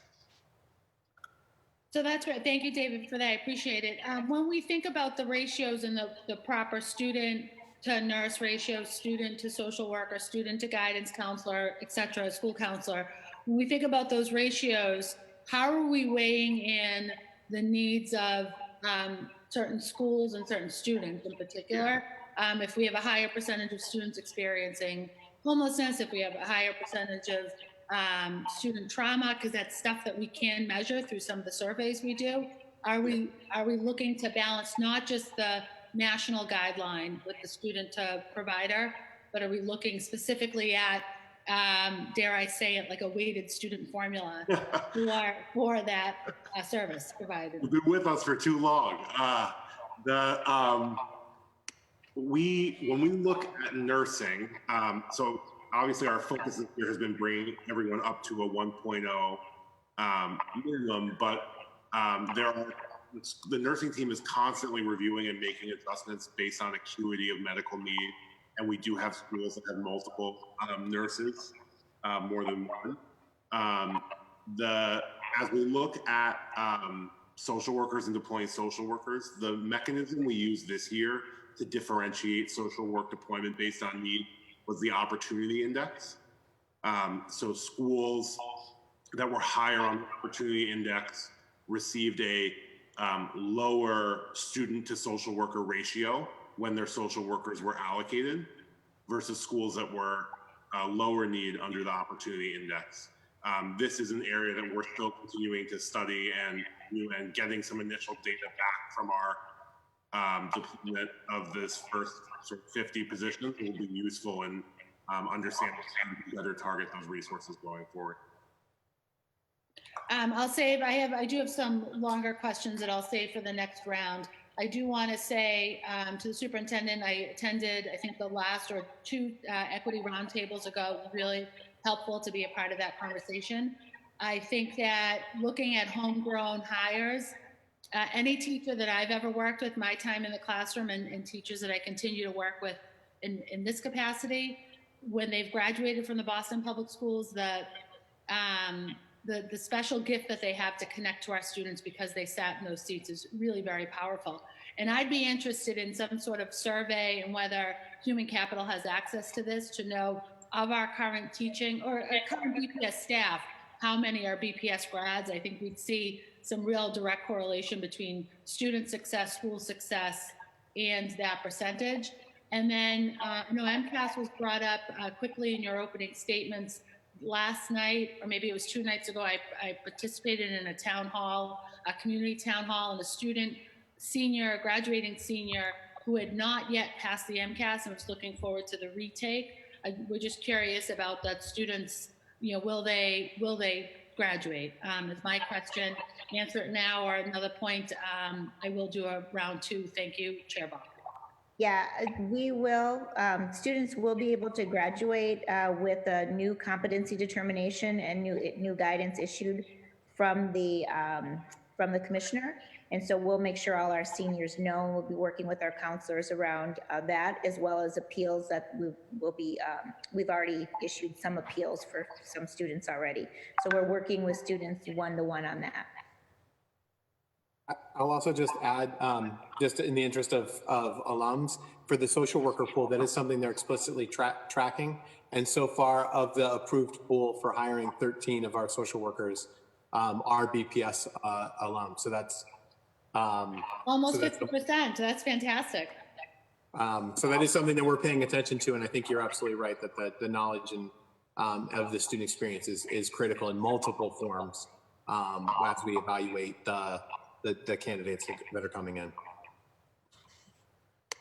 Great. Thank you so much, Councilor Sabi George. And now before we go, we're about to go to Councilor Flynn. I'll just give everybody the order so people have a reference. So it's Councilor Flynn, then it'll be O'Malley, then Mejia, then Arroyo, then Campbell, then Wu. So now, Councilor Flynn, you have the floor. Thank you, Councilor Bach, and thank you to the superintendent and her team. And Superintendent, I know you've only been in Boston a short period of time, but you've done a very good job listening and working hard, you and your team. So you came here at a difficult time, but we appreciate everything that you're doing, Superintendent, and your team. Some of the issues I wanted to focus on, my colleagues already talked about, but the English language learners, ELL, is a critical issue for my constituents. As you know, I represent a large Latino and Asian population. So funding for the ELL program is critical for me. Special concerns about ELL with students with disabilities as well is critical. And we talked about nurses and mental health counselors in the schools. That's something I've focused on over the last 2 years. But I also want to know, Superintendent, is when we do recruiting of nurses and mental health counselors for students with a large population of ELL, how is that going, and what challenges do we have? But are we making sure that those nurses and mental health counselors are also fluent in another language if that school has a high concentration of students that's in their parents as well speak Cantonese, so they speak Spanish? How is that interaction going, Superintendent? That's been, we were really deliberate, Counselor, with how we did our hiring of nurses. I don't have those specific numbers right here with me. David, do you have the nursing numbers? So in the social work pool, 2/3 of our candidates in the final hiring pool speak a language other than English. The majority Spanish, but also we have folks who speak Cape Verdean Creole, Haitian Creole, Mandarin, Cantonese, Portuguese. A number of them are also multilingual. Of the 24 nurses we've hired so far this year, 7 of them speak language other than English, Spanish, Haitian Creole, Vietnamese, and French patois. And the majority of our nurse hires this year have been nurses of color. So we're really excited about the progress we're making on that, but are definitely focused on continuing that progress.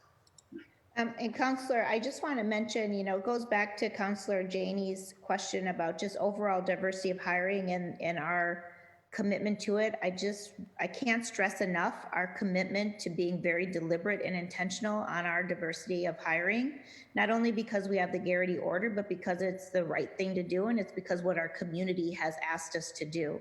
So, just overall in the availability of teacher professionals within the state of Massachusetts, it's about 4%. And BPS hires 47% of the available Black teachers and 23% of the available Latinx teachers and 23% of the available Asian teachers. And so certainly we're having more, those are interesting statistics in that more African-American teachers are choosing Boston Public Schools than are Latino and Asian in terms of the overall pool, but that overall pool is also really small, with only 4% of the teachers in Massachusetts being teachers of color. So just know that it is top of mind for us. We look at these numbers and we are being very deliberate in our approach. Thank you, Superintendent. My second question, Council Flaherty mentioned it earlier, but getting students access to testing for vision challenges. I also want to follow up on vision, hearing related challenges as well, Superintendent, and dyslexia, other learning disabilities and challenges. How soon are we testing students, and what services are we providing those students so that they can get into BPS knowing what their disabilities might be, but also they have a path forward to becoming effective students as well? Great. David, do you want to speak to that, or should we save it for when I know we're covering special ed and EL later? Okay. Yeah, I can just say for the, I did get an update from the vision team who were listening to my response and wanted to add something to it, which is just that we do offer universal screening, that first round of screening that Counselor Flaherty was discussing with nurses, nurse paraprofessionals, and others in the system. And so that initial screening is done more robustly than the numbers I had mentioned, which was for the numbers I had mentioned was for the more in detail, the exams and glasses that were given out. And then the short answer I can give around dyslexia is the special education department is working collaboratively with the early childhood education department. They're now in their 3rd year of funding Foundations, which is a phonics tool for teachers in K2 through 2. It allows us to help identify students who are struggling with dyslexia, and then we have 2 programs called Wilson Reading and Orton Gillingham that we've been training teachers over the last year.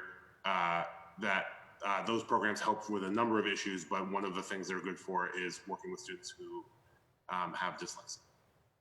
Well, thank you, David. And in my final question,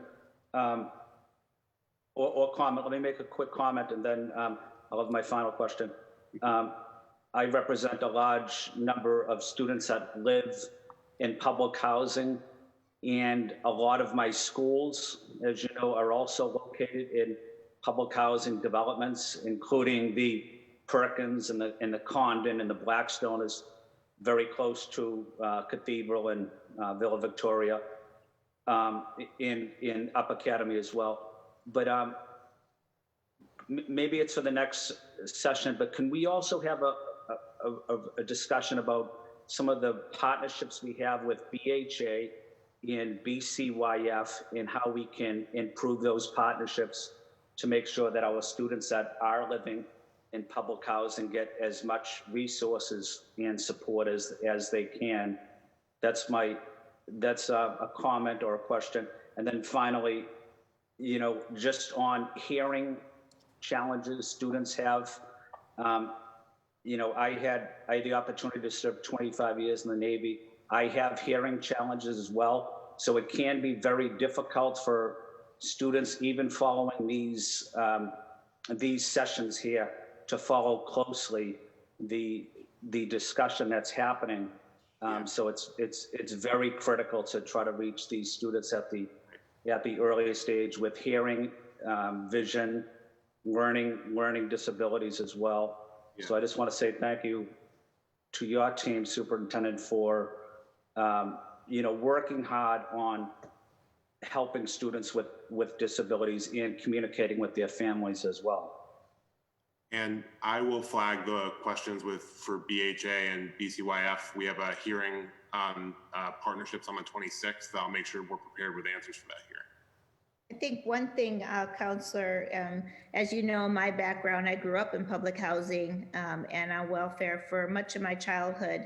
And this is something that's close to my heart, in prioritizing our students who are homeless, prioritizing our students who are in public housing, and our poorest students who need to have these barriers removed. And so I appreciate you bringing those up and always being such an advocate for our students. So thank you for that. And we, you know, recently, right before COVID, we had those 1,000 vouchers that were prioritized for the Boston Public School families. And that's going to go a long way to house a lot of our students and make a dent in that homeless population that we have as well. And that's permanent housing at the market rate. So just very appreciative of their partnership with us on that. Thank you, Superintendent. Thank Great. you. Thank you, Counselor. Thank you so much, Counselor Flynn. So I just want to say we're about to jump to Counselor O'Malley. The superintendent let me know ahead that there's a brief thing she needs to step out for at noon, just for 10 minutes or so. So Counselor O'Malley, I would encourage you to ask questions that are specifically for the superintendent as opposed to her team at the beginning of your time. And then we'll move on the list. And if somebody ends up asking questions when the superintendent's not on and you have a burning one for her specifically, we'll accommodate it outside of the normal run. So just wanted to flag for people that the superintendent has a commitment, but will be back to us quickly. So with that, got a couple more minutes of her time until she has to disappear for a sec. So Counselor O'Malley, you have the floor. Thank you, Madam Chair. I pledge to be completed my questioning before noon, so no need to rush those superintendent-specific questions. Thank you, Soup, and thank you to your team. I also wanted to thank you, Madam Chair, and particularly Michelle Goldberg from Central Staff and the incredible work of Central Staff. They've compiled a list, which you shared with all of us, which I will be reading on. I think it's a great way to help us stay focused, obviously, as we have so many topics to cover on the myriad hearings, specifically the BPS hearings. So delighted to hear many of my colleagues, specifically Councillor Asabi George, have talked about the celebration of school social workers. Obviously, that is especially needed given the fact that some clinicians are better equipped to handle so many mental health needs that not only our nurses have done and our guidance counselors have done, but there's a specific training and need for social workers. And given the fact that there's going to be such an increase, obviously, anxiety, of depression, of substance abuse potential in the new school year, can you just briefly, Soup or whomever, talk about how they'll be allocated? Will it be similar to a sort of our social work, or excuse me, our guidance counselor setup? Obviously, the focus is and ought to be high schools. So Nate, Soup, whomever wants to tackle that.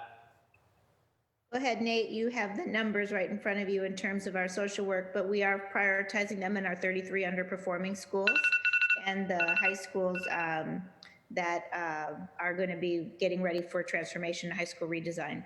Great. Yeah, the allocation methodology is based on two factors. I think David referenced this a little bit earlier. The first was a specific set of ratio based on school size. So you will see that because our high schools are bigger than our elementary schools, more of the social workers are allocated to those schools. And it was the other factor that we looked at was the opportunity index, which is our measure of neighborhood need.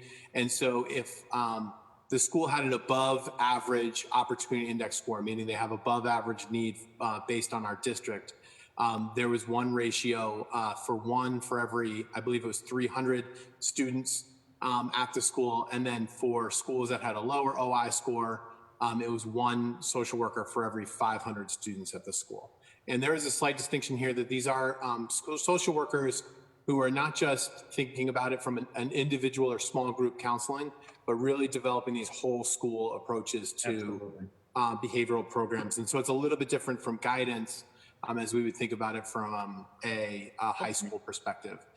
So that makes perfect sense. I guess the question more was in terms of distribution of positions similar to guidance, but it seems like it's obviously a little bit different. We will have fewer social workers than guidance counselors, but they'll be more targeted in terms of where they're deployed. Would that be? And we also added in counselor family liaisons. Great. And so I think that the pair between the social worker and the family liaison is really that opportunity to do the whole wraparounds for the child with the social work services, and even with the when it bleeds out to more of a crisis situation or more of a need situation for the family, that then the learn to understand you much better with the way you talk. Is that me? I think Sari may be joining through one of our things, but oh no. And so then that's so funny. I just gotta say, some of these Zoom things, the craziest things happen, I'll just tell you. But then also the family liaison is that trusted person at the school that parents will go to for help. Because oftentimes parents, have experiencing some difficulty and they don't have somebody they go to regularly, but a family liaison they will go to. And we have those also language specific for those, our students who are EL. It's huge. And there's no question that's such an integral part of building a school community, helping schools thrive. So celebrate that as well. Thank you to Councillor Edwards for mentioning the lack of bids on the first round of the test. This is the exam school test, something Superintendent and I have talked about at length as well.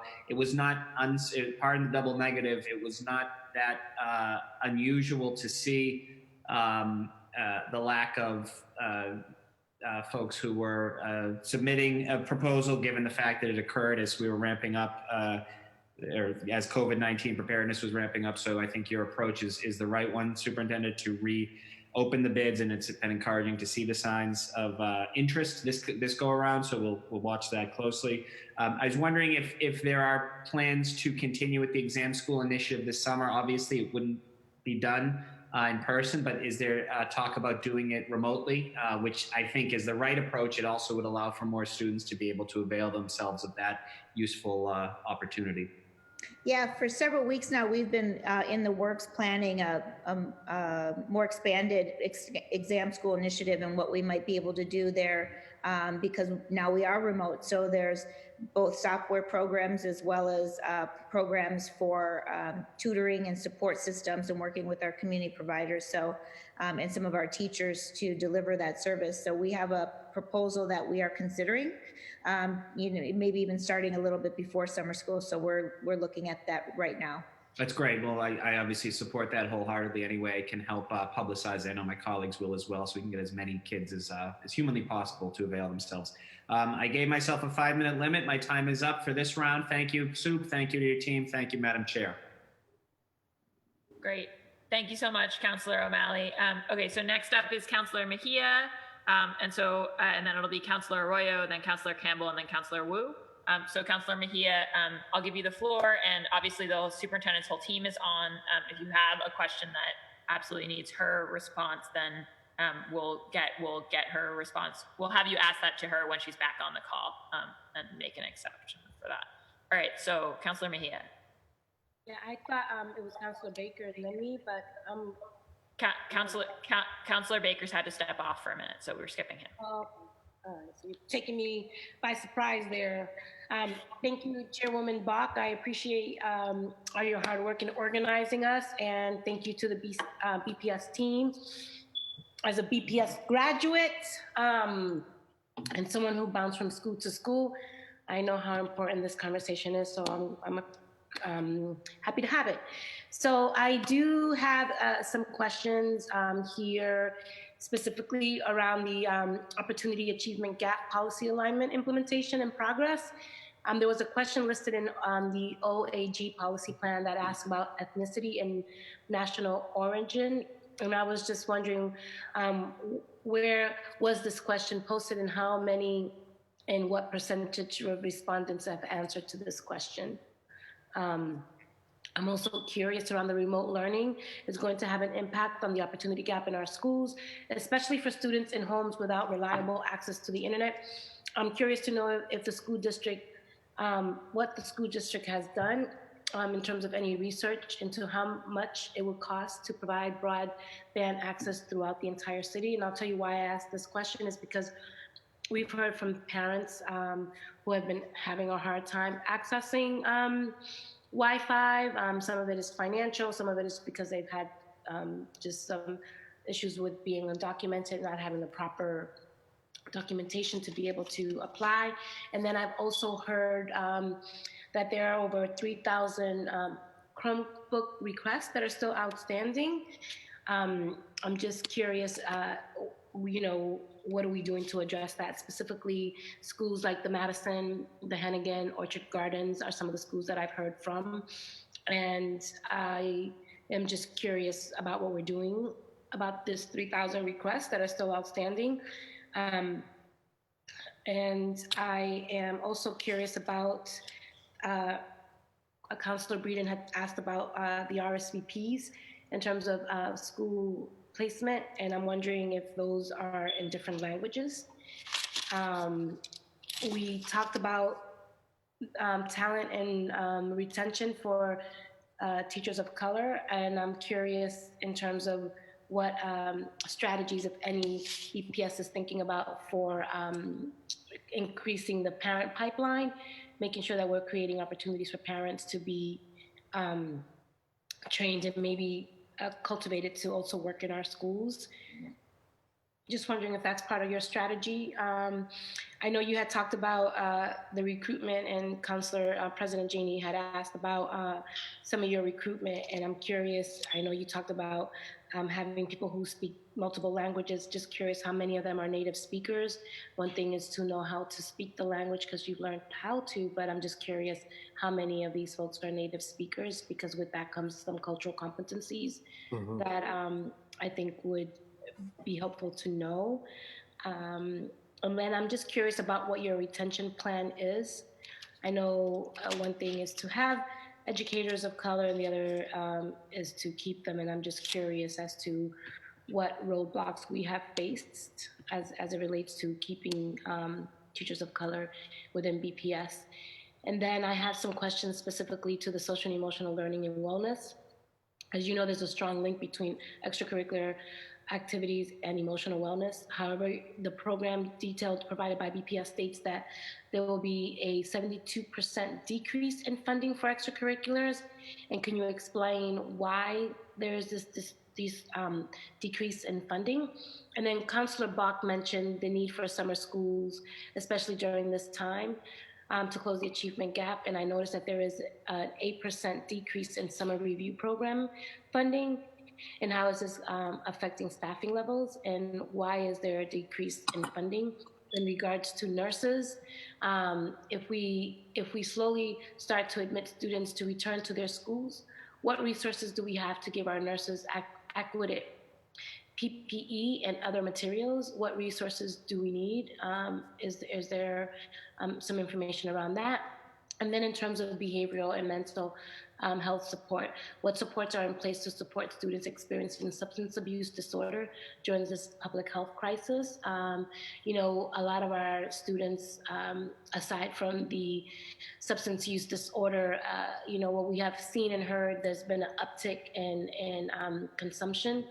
And I'm just wondering what, if any, dollars have been earmarked to support young people in this capacity, as well as young people who have seen an increase in violence during the COVID-19 times. I'm just wondering what social and emotional supports are in place for students right now and beyond. Those are my questions for now. There's a lot of good stuff there. I'm going to try and tick through as many of the answers as I can. Please remind me if I miss any of your questions. I'm going to take the access, internet access questions first.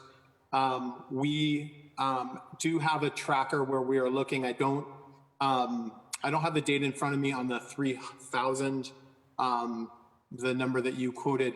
I know we have distributed 30,636 Chromebooks. As you know, at the start of the shutdown, we were doing delivery of Chromebooks. Now we've shifted to a model where 3 days a week, we're setting appointments for families to come and pick up their Chromebooks. So if you do have people who that you're talking to, your constituents who don't yet have Chromebook access, you can encourage them to sign up for an appointment to come and swap out or to get technology. I know that at this point, we've also done direct phone calls to families. As the superintendent mentioned earlier, a lot of times now it's about identifying the students who don't have access and trying to reach out to them. Internet access is something that I know the superintendent has emphasized to me multiple times over the last few weeks in thinking about going into next year. It's part of our resiliency preparedness, and for us, being able to adapt in the fall to changing conditions as well. We have a number of great partners in the city providing internet access. Internet Essentials is, of course, a big one that does provide low-cost internet to families. I will note that it does not have, you don't have to prove citizenship. You don't have to prove, like you're not asked for a social security number as part of that. I know that was a question that had come up with families earlier. And if they're having trouble getting internet access, we are encouraging them to reach out to our parent hotline to get information.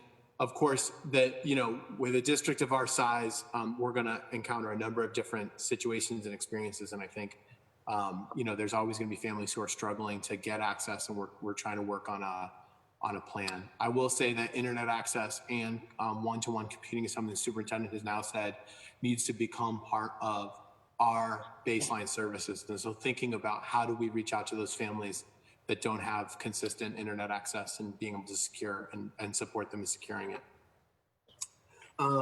You asked about the language in achievement gap policy. I think there are a couple of different ways we're tracking language as a concern. One of the things that the achievement gap and the equity protocols that we have in place, our commitment is to first look at all of our policies across a number of different groups to see how our policies are impacting them. And so one of them is by looking at race and ethnicity and language groupings to be able to understand and make sure that at the forefront of our policy planning, we are considering how the policies impact specific students and specific subgroups. And of course, during COVID, the achievement gaps and the discrepancy in impact is just even more highlighted. So that's something that Charles and his team and Becky Schuster in the equity office, they have all been sort of working and training our staffs. So we're developing as departments, different department work plans aligned to the achievement gap policy, to the strategic plan, and we'll be asked these critical questions. We're also surveying teachers to understand their race and ethnicity. Of course, that's part of our hiring practice. As you know, it's a voluntary part of our hiring practice to ensure that we do not discriminate and applicants feel secure in reporting that information. I know that they have been asking about language capacity for new hires and for teachers. I don't know about the native literacy, the native language question. I think that's a really interesting and important thing for us to understand, and it's of course a further nuance of our data collection piece. The extracurricular piece, I think, is just one of the things that we experience every year. Is we have 123 schools 60 different central offices, all working on budgets separately that we then roll up and present to you. And sometimes as part of that, you see a little bit of weird coding changes from year to year that don't necessarily represent significant shifts. So the extracurricular budget is about $170,000 budget line item. That code that's used, and it's not used sort of to represent any major spending. And so that's likely just a change in the way a school coded something, or a change in specific, and doesn't represent, the 72% is not across the board extracurriculars. We are continuing to try and invest in partnerships. And as you know, the superintendent is particularly interested in expanding extracurriculars at the secondary level going into next year. And summer learning, one of the things to note is that the budget tables that you've been given are for our general fund or the city appropriation details. We also have budgets across all funds. It includes grants. And so sometimes you may see a decrease in a budget on the general fund that is offset by an increase in funding or a shift in how we're funding that that particular initiative. I'll just say part of the work that we're doing in FY20 around budget flexibility is specifically to create more resources for summer learning. Chairman Bach mentioned this at the start. I know a couple of other counselors have all mentioned the need for summer learning. What we're trying to do is create as much financial flexibility to serve students in whatever format: summer jobs, exam school initiative, other online remote learning opportunities through the summer. And then if we're able to come together to be able to operate in our schools and summer learning school programs. It's a huge focus of our COVID response. And I can see the gavel again. And so I'll pause there and wait for the next set of questions. Councilor Mejia, we are out of time, but if you had anything you wanted to say. We have the gavel situation here. The last thing I want to do is violate the rules of engagement and end up in mute.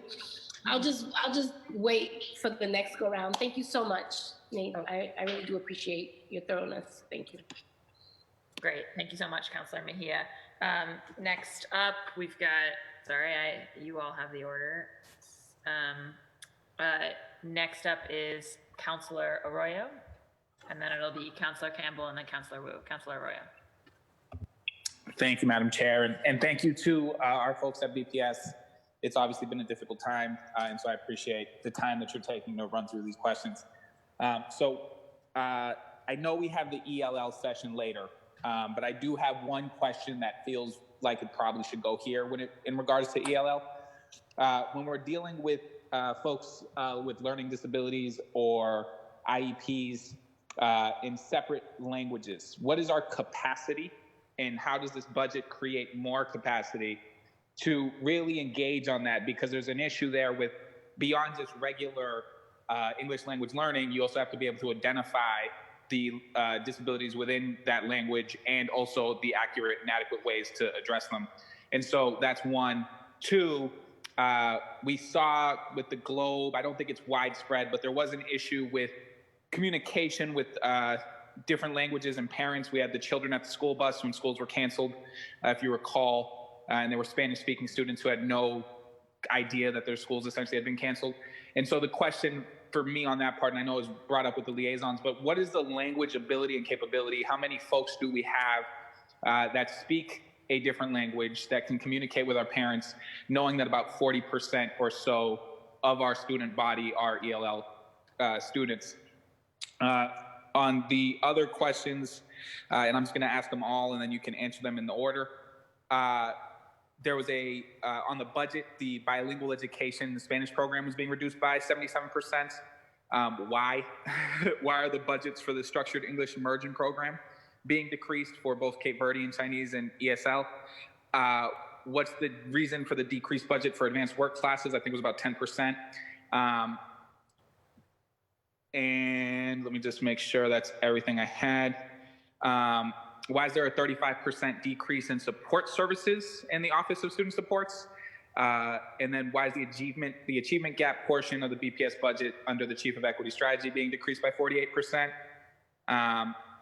And I think, oh, and then one other question, which is just what schools other than the transformation schools will be getting designated social workers, or is it at this time just those designated schools? And with that, I'll hand it to whoever's going to answer that, and I'll have more questions in the second round depending on how this goes. I'm going to start off with some of these questions, and then I'll kick it over to David for a couple of the other answers on the specific questions on bilingual Spanish. For English learners and those English learners with disabilities is an important topic, and I appreciate and thank you for bringing it up here. We do have a slide to talk about it briefly in the afternoon session. I think one of the things that what we have to do is really develop key strategies on an individual student basis. And this really gets to our need to understand the whole child and understand how to better support them. That's where the individual part of the IEP really comes out to play. I think in language capacity of our teachers and of our teachers, both in our formal English learner programs, but in the school in general, this highlights the real need to be able to communicate with our students, be able to disentangle what is a language gap or students who have not yet learned the academic language in English versus something that is delay in learning because of their disability. We have some numbers in our translation services for this afternoon. I'll just say BPS has 48 languages, preferred languages from our parents. And so communicating in the parents' native language is a pretty big task that's taken on by our Office of English Learners. And we have, from July through May 1st, had almost 18,000 requests for translations or interpretations that we have processed and worked for. It also includes, 58% of the school communications, the telephone communications that go out. I know that that's something that we're trying to raise awareness for schools so they know how to request those translations and then also be able to provide those translations home so that the issue that you mentioned, doesn't occur. We're also working to identify the right text and technical solutions to deal with texting and to be able to text message with families in native language. And so part of this is being able to scale in an efficient way. And everyone should know that schools do have the opportunity to request interpreters as needed for their school meetings. The piece that you also mentioned, a couple of changes that you noticed in the budget line item for AWC, the decrease in AWC, I think is a twofold question. One of the pieces that we're seeing is we, as you know, 3 or 4 years ago, we launched the Excellence for All initiative in which we started to provide rigorous access, not just for students who tested into AWC, but really for all our 4th, 5th, and 6th grade curriculum. Some of the schools that piloted and launched Excellence for All were formal AWC programs prior to the initiative. And so we had some coding that we're shifting where the program is no longer traditional AWC. We want to make sure our budget reflects. The other thing is that we have seen a decrease in demand for AWC in some schools in some areas. Really, families, when they're offered rigor in the school that they're in, choose AWC at a much lower rate. And so as we start to increase rigor across the board, we see less demand. And so there is a program at the Lee School, which we are transitioning from the sort of traditional AWC to more of a Excellence for All sort of model of increased rigor for all of the students in the school. The Achievement Gap Office, as you know, one of the programs for English for the Office of the Achievement Gap is to sort of launch initiatives and get them off the ground and then transition them to other departments for the work as it starts to become part of our core work across. And so there was academic response teams had formerly been part of the Achievement Gap Office, and they're now transitioning into the Division of Academics. So that work is continuing. It just represents a shift from something that was piloted in the Office of Achievement Gaps and shifting now over to the Division of Academics. We are continuing to invest in the Office of Academics. There's increases for student mentorship programs for students of color, both boys and girls of color. We're starting to invest in support in the office of achievement gap to be able to do a lot of the work planning that we had referenced as part of our strategic planning as well. I think the last thing you had asked about had to do with the bilingual Spanish, and I'm going to ask David to respond on that one. Thank you. So the bilingual Spanish is actually mostly just an update of coding. We didn't used to have a dual language code. We just called all dual language programs bilingual programs. We now have formal bilingual codes, and what we've been doing over the last couple of years is working with our dual language schools to update their coding from bilingual ed Spanish or bilingual ed whatever other language we're doing, dual language and Haitian Creole, to ensure that they're using that new dual language code. Primarily what you're seeing there is a shift from bilingual ed being the type of programming into dual language. The one exception to that is there are a couple of places where we're seeing decreased enrollment in certain sheltered English immersion programs that's resulting in slightly fewer classrooms in those programs. The biggest example of that is the sheltered English immersion Chinese program at the Harvard Kent is going to be slightly reduced in size due to a decrease in demand.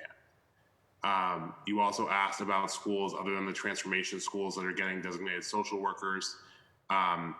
What we did there was review schools with the highest scores under the Opportunity Index and added them to the group of transformation schools getting social work investment. So the list of schools in addition to the transformation schools is the Higginson Inclusion K0 through 2 school, Greater Eggleston High School, the Trotter K-8 school, the Hale, Boston Day and Evening Academy, the Winthrop, the Haynes EEC, and the Tobin, in addition to the list of 33 transformation schools.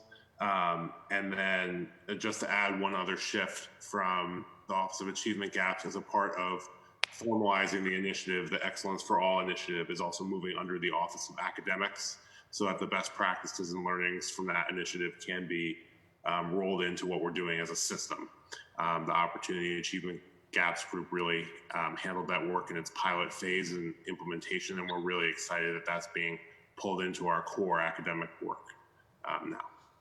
So just a clarification question. So on the Office of Student Support, that 35% cut is just that they're being sent to other, so that's being redirected into different offices? Yeah. There was a portion of the Office of Student Support that was doing some social emotional learning in a more academic function, and that those folks moved under the Office of Health and Wellness just so all of our social emotional learning instruction was in one place. But it is not a reduction. Thank you. Appreciate that. I'm all set. Thank you. Great. Thank you so much, Councilor Arroyo. And I'll note that the superintendent has rejoined us. Thank you, Madam Superintendent. And now next up will be Councilor Andrea Campbell, and then it'll be Councilor Michelle Wu. Councilor Campbell, you have the floor. Hi, thank you, Councilor Bach, and thank you to the superintendent and your incredible team, of course.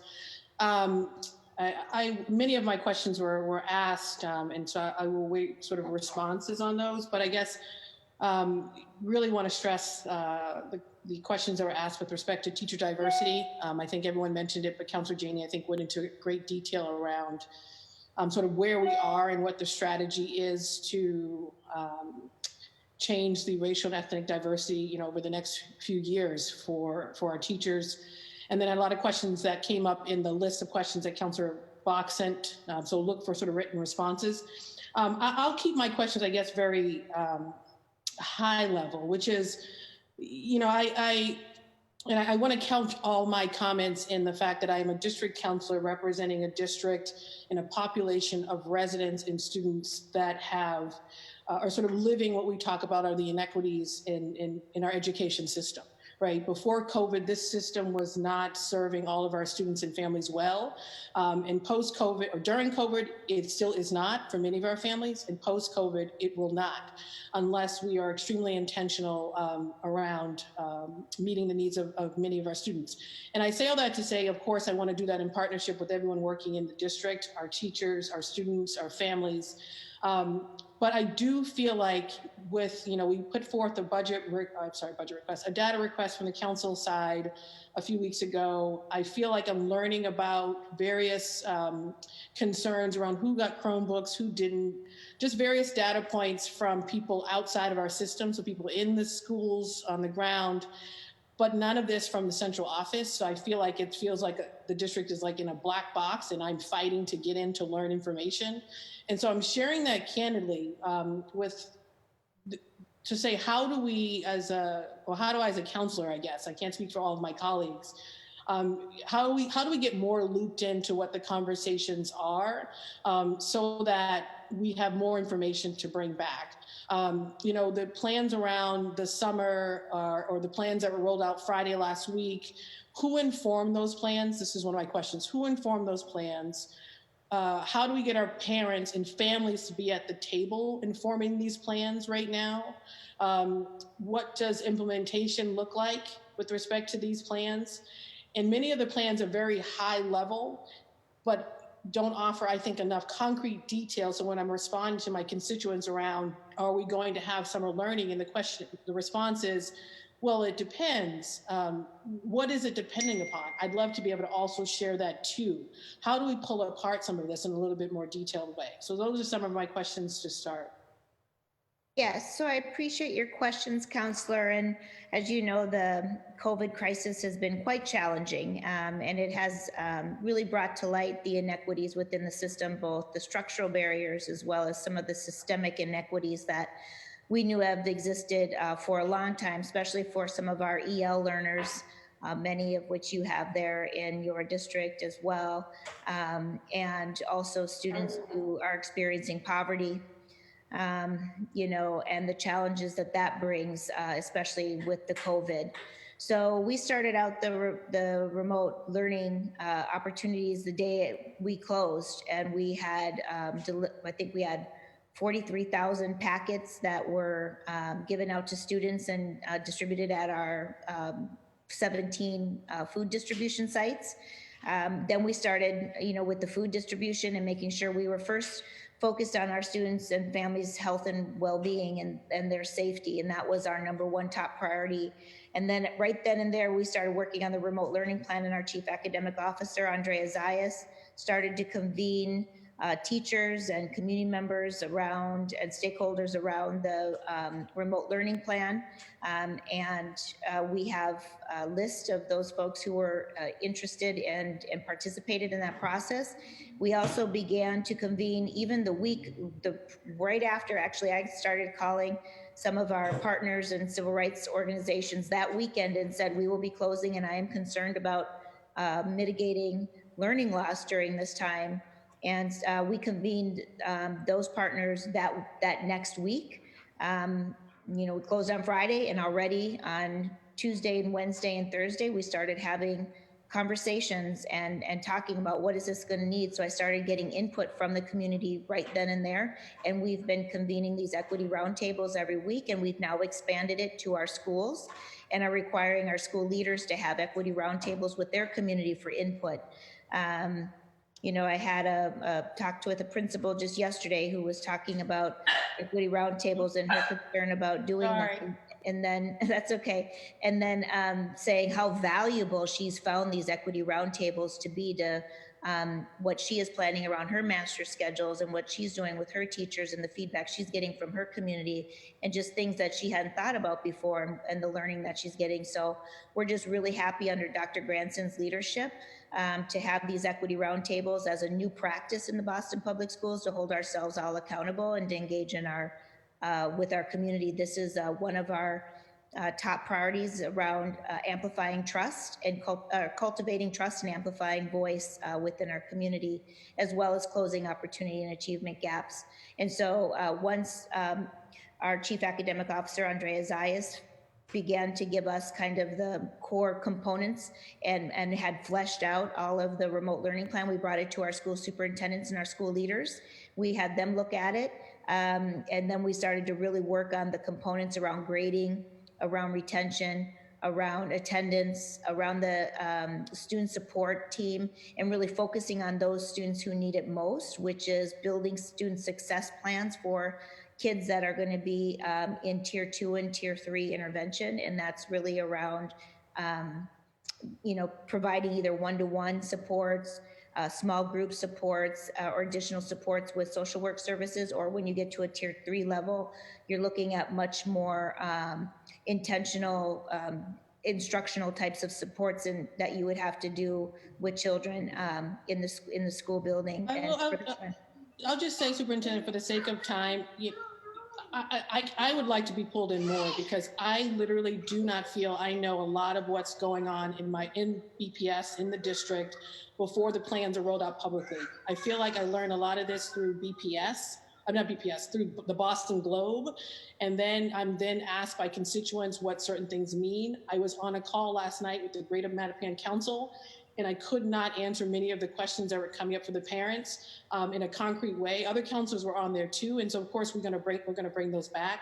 But I have real concerns around our families and students that will truly be left behind academically. Yeah. So of course want to be at the table bringing those concerns, but then also want to be a part of whatever the coming up with the plans involves. And I think I'm just naming that because I don't know that process is working the best. And it's not an attack on you guys. It's just the way it's feeling right now, frankly. Yeah. And then let me jump into two questions before I get a gavel, I guess. One has to do with the budget obviously was proposed before COVID-19, and now we're in COVID-19. And so I don't know that much has changed in the budget. So how will COVID-19 affect this budget in the resubmission, right? Particularly with respect to our English language learners, our special needs students, hearing a lot of concerns around IEPs not being adequately sort of implemented, right, for our students given COVID-19. So what does the resubmission process look like in the reevaluation of our budget in the midst of COVID-19? And then the second is, I know the administration and the mayor are very intentional around making sure that there are resources obviously in place for this current budget. But in the next year, 2 or 3, we're going to be facing a recession, right? And probably a multi-year recession.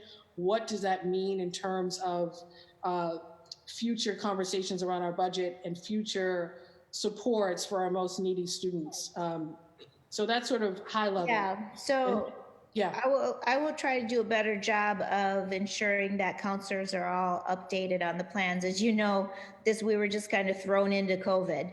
So we've been kind of just all hands on deck trying to recreate this remote learning plan. As you know, we weren't one-to-one. We were planning in this budget to become a one-to-one school district, but we weren't one-to-one. So it was a lot of negotiating over the last several weeks to put in place a plan for remote learning. And I think actually Boston Public Schools and our academic superintendents, along with our academic office and key stakeholders, have done an incredible job of putting together what is going to be a strong foundation, because this may go longer than what any of us had anticipated, quite honestly. And so for sure, we can absolutely make sure that counselors are at the table and that you understand. I would say the best place for that is at our equity roundtable. We meet every single week.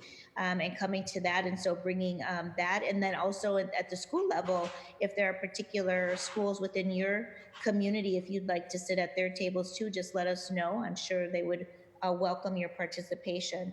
As for the COVID response, and we know we need to be one-to-one. We know that that's a reality right now. We were planning on 1-to-1, 7 through 12. And then I think 1 to 3, I think in the smaller grades, and 1 to 2 in the intermediate grades. So we have to reevaluate our technology support that we have. We also need to reevaluate our Wi-Fi and whether we may need to be looking at Wi-Fi So I think that those are two areas really that have come out, but this budget was built on an equity framework already, and it was built on 3 years. So we are still coming forward, and I am still asking the mayor and continuing to press for the 100 million 3-year commitment, regardless, because our children will be behind, and we will need to have full support of this body and of the mayor if we are going to continue to mitigate the learning needs of the kids, especially since we know that they are falling behind. And so we have summer sessions that we're going to have to do. I believe we'll have to do more one-on-one remote learning opportunities for kids in the future. I think that that's going to absolutely be something that we're going to need to do. We're going to have to think about our high school differently and how we do our high school redesign. That was going to be year 2 of our budget. And so that's really critical in terms of the finalizing of our program and our pathway work. And we're going to need to support the family on our hub school model and really accelerate our hub school model. Those are the pieces I think that are going to be critically important, as well as the focus on, which we'll talk about later this afternoon, on EL. We have to do an auditing of our EL programs and get at the bottom of how we serve our children who have multiple languages. That's absolutely essential. So I think those are the key areas that I'm looking at in terms of COVID response, and where we maybe need a little bit more effort and might need to be adjusting in year 2 and year 3 of this budget as this goes on. But as you know, we will be also receiving federal resources in the stimulus. And so we're watching that closely for getting those resources, as well as watching any reductions we could get in state aid to compensate. We're hoping that the state won't do that to children, but you never know with the stress that's on budgets. But I think we need to really press hard that that there's no harm done to children, and that we prioritize children and families in any budgets that we pass, whether it's the city council, whether it's the state. You know, I appreciate that. And for the sake of time, I'll just say, you know, all of my advocacy comes on, is in direct support, of course, of the constituents I serve. And I don't like wasting time, in the sense that, you know, every year I have asked, since being on the council, how long will it take to close the achievement gap? You know, how long will it take to diversify our teaching staff? How long will it take to ensure that we have adequate supports for our IEP students and our special needs students? And many of the numbers rarely change, right? And so the dramatic system change I think you are looking for, along with your team, will of course take hard work and collaboration and working across all kind of lines, right? And I think at moments it feels challenging to sort of be in the conversation with the administration, with BPS, on some of these critical issues, and to bring the concerns of the parents, and not just to sort of bring them, but to have them inform the plan and what we end up doing. So I will tell you, just with this budget process, I don't know any of my folks who are really participating in this. I think we have maybe 15 or so people watching this. Parents will bring things to us, we'll try to bring them to you, but then plans are made, decisions are made. If we get those, and then I'm trying to then tell explain to my constituents the plan, but I have very little detail on what informed it, how it was designed, what was equity, the sort of the grounding of the conversation, who was at the table, right? Who was like fully participating in these conversations. I have really concerns around process. And right now, I have no idea, hence why we had the data request from the council go to BPS, how many folks have Chromebooks, who doesn't, who has access by school, very little on the remote learning quality experience, who is doing really well, and there are some folks doing really well, who isn't, and only you guys have that data and information, right? Well, we only are just getting that now, actually. We are working on data integration systems, which we've never had before. So, I mean, and I understand that, and I think, Superintendent, I understand that. And early on, to say that to us is helpful, because then I tell my constituents, they're working on it, right? And the timeline is A, B, and C. But to not have anything to sort of respond. But we've shared that at the equity roundtables multiple times. I just learned about the roundtables literally last 2 weeks ago. I don't know why you wouldn't have known about those. They've been so publicly talked about. So I'm not trying to be defensive. I'll make sure that,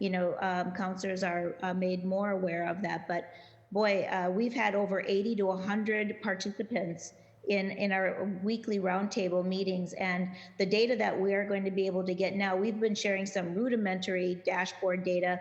We knew it wasn't complete data that we were getting. Like, for instance, I think we were reporting something upwards of 60 to 70% of teachers. And last night, because of the new data systems, we're able to see that 93% of our teachers are actually signed on. So I think, you know, we need to really have better integration, but we had never had those kinds of data systems that integrate cell phones and No, agreed. So we had to develop all of that. So I'm just really asking for your patience. I'm sorry, Counselor, I just need to make this point, is I'm not really trying to be defensive, but I really want the counselors to understand that we are in a pandemic and experiencing something we have never experienced before, and we have not had a remote learning plan that we could just take off the shelf. We have not had data systems that talk to one another before. And I just want to be very clear that our team has, I think, led the nation in what we have as a remote learning plan. And we've been able to work with the union to get what I think is a really strong agreement and MOU agreement with 3 hours of synchronous learning time and an hour of asynchronous learning time. That gives us 4 hours with students to do one-to-one, face-to-face, small groups, and we've structured. I'm not discounting equity. We structured it on equity, and we structured it on building student success plans and doing interventions for students, and assessments and grading that will lead to us being able to better identify who's falling behind so that we can plug them into our summer learning opportunities moving forward. But collaboration is something that's key to us, and I will be sure that you have the information that you need to speak to your constituents. And also feel free to invite me to those meetings. I would be glad to pop on a Zoom and talk with the constituents. Myself, I've had a really good relationship with the community in Mattapan. I've been there many times. I know. And many of them have my personal cell phone number because I gave it out at a community meeting, at several community meetings. So anytime that I'm needed in your area, please just let me know.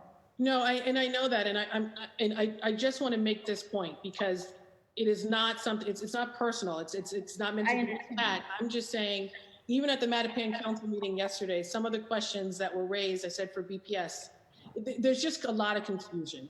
And I think at some point, while you're talking about the plan, the remote planning, I get it. All of us are facing COVID. We are taking calls every day where people are dying. It is extremely hard and challenging and difficult. I get that. But I am learning about some of these plans via the Boston Globe. That is very troubling to me. And so that's what I'm saying is I should be learning about it from within our system. And then the second piece is how do we, in more intentionality, create process where we can inform some of the conversation related to what's happening. Understanding that we could never be in some of the conversations because of legal restrictions on negotiating and all of that. I get that. The equity table conversations, I get that too, but a place where we're truly being allowed to inform more of what is coming out of the district. That's my only point. Thank you, Councilor Bach. Thank you so much, Superintendent. Appreciate you. Thank you. Thank you.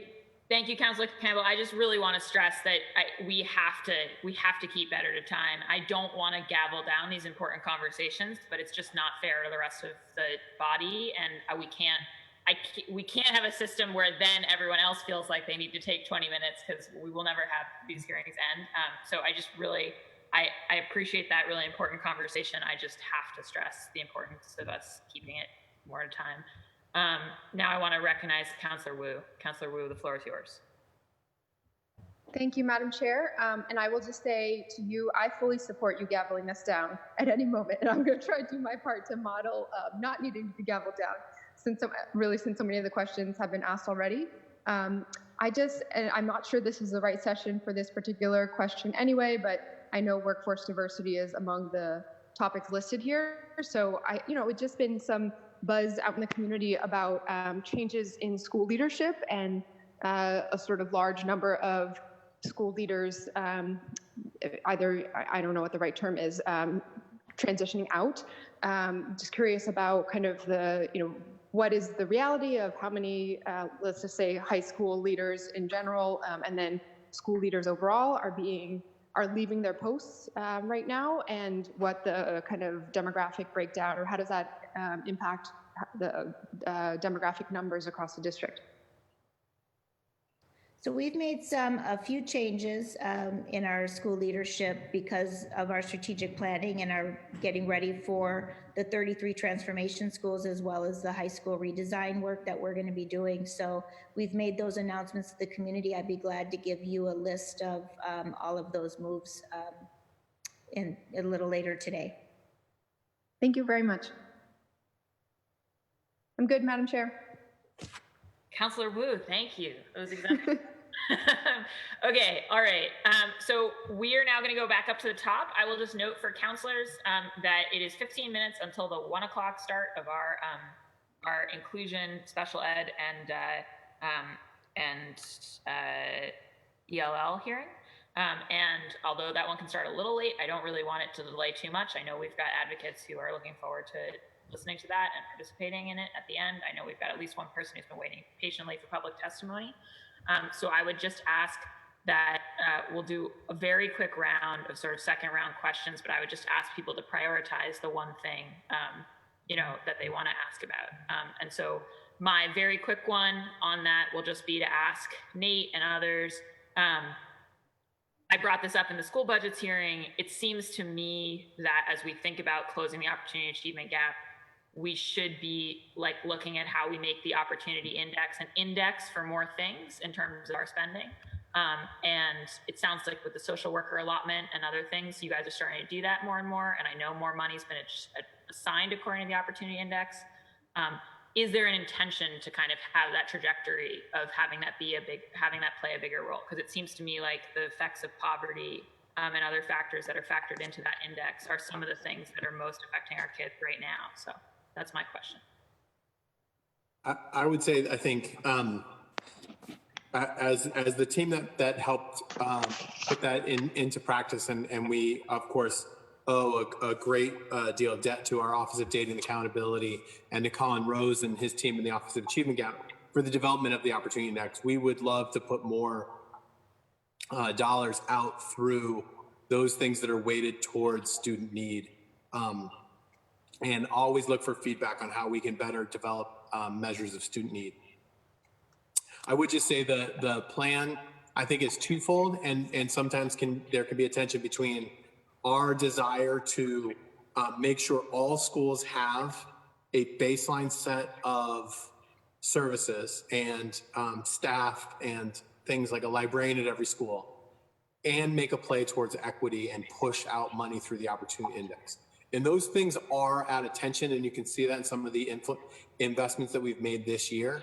And so we're obviously, David and I are big advocates of weighted student funding because of the equity that it delivers, but we also recognize that we need to make sure we're raising the bar for all students. And so I would just, that'd be my sort of quick answer to your question is yes, and also doing investments in other ways.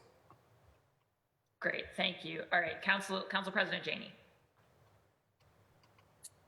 Thank you so much. I want to thank the superintendent and members of your team again, and thank you, Madam Chair. I am interested, and I'm going to save my ELL and SPED questions for the afternoon hearing, but I am interested in a couple of things here as it relates to the opportunity and achievement gap. And one, I'd just like to, for some history, the origins of that office, the Office of Opportunity and Achievement Gap, wasn't about launching programs and initiatives. I think it was really, the intent was to kind of be, I think, what the new Office of Equity and Strategy Office is, but glad to see that both are being funded. And I have participated in some of those meetings, Superintendent, and it has been helpful. I will try to participate more. I'm interested on some of the trauma piece. There was a fatal shooting in my district Sunday night.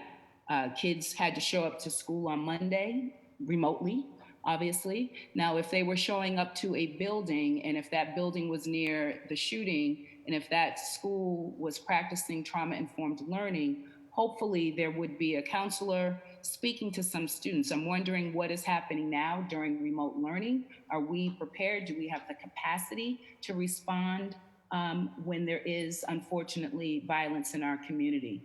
I have a larger question around trauma and violence, and I think that involves Do It being part of the conversation about how we can better notify schools when so many of our children experience this and then are dispersed to a number of different schools that all cannot be prepared to receive these children and certainly probably do not know. So I wonder if there's a way to, through technology, to do better communication to our schools around that.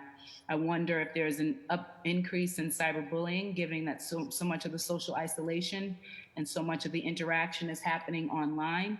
In terms of summer learning opportunities, I really would like to understand clearer criteria. In my mind, this remote learning is going to have grave implications for the opportunity and achievement gap in terms of just numbers of students who will fall further behind.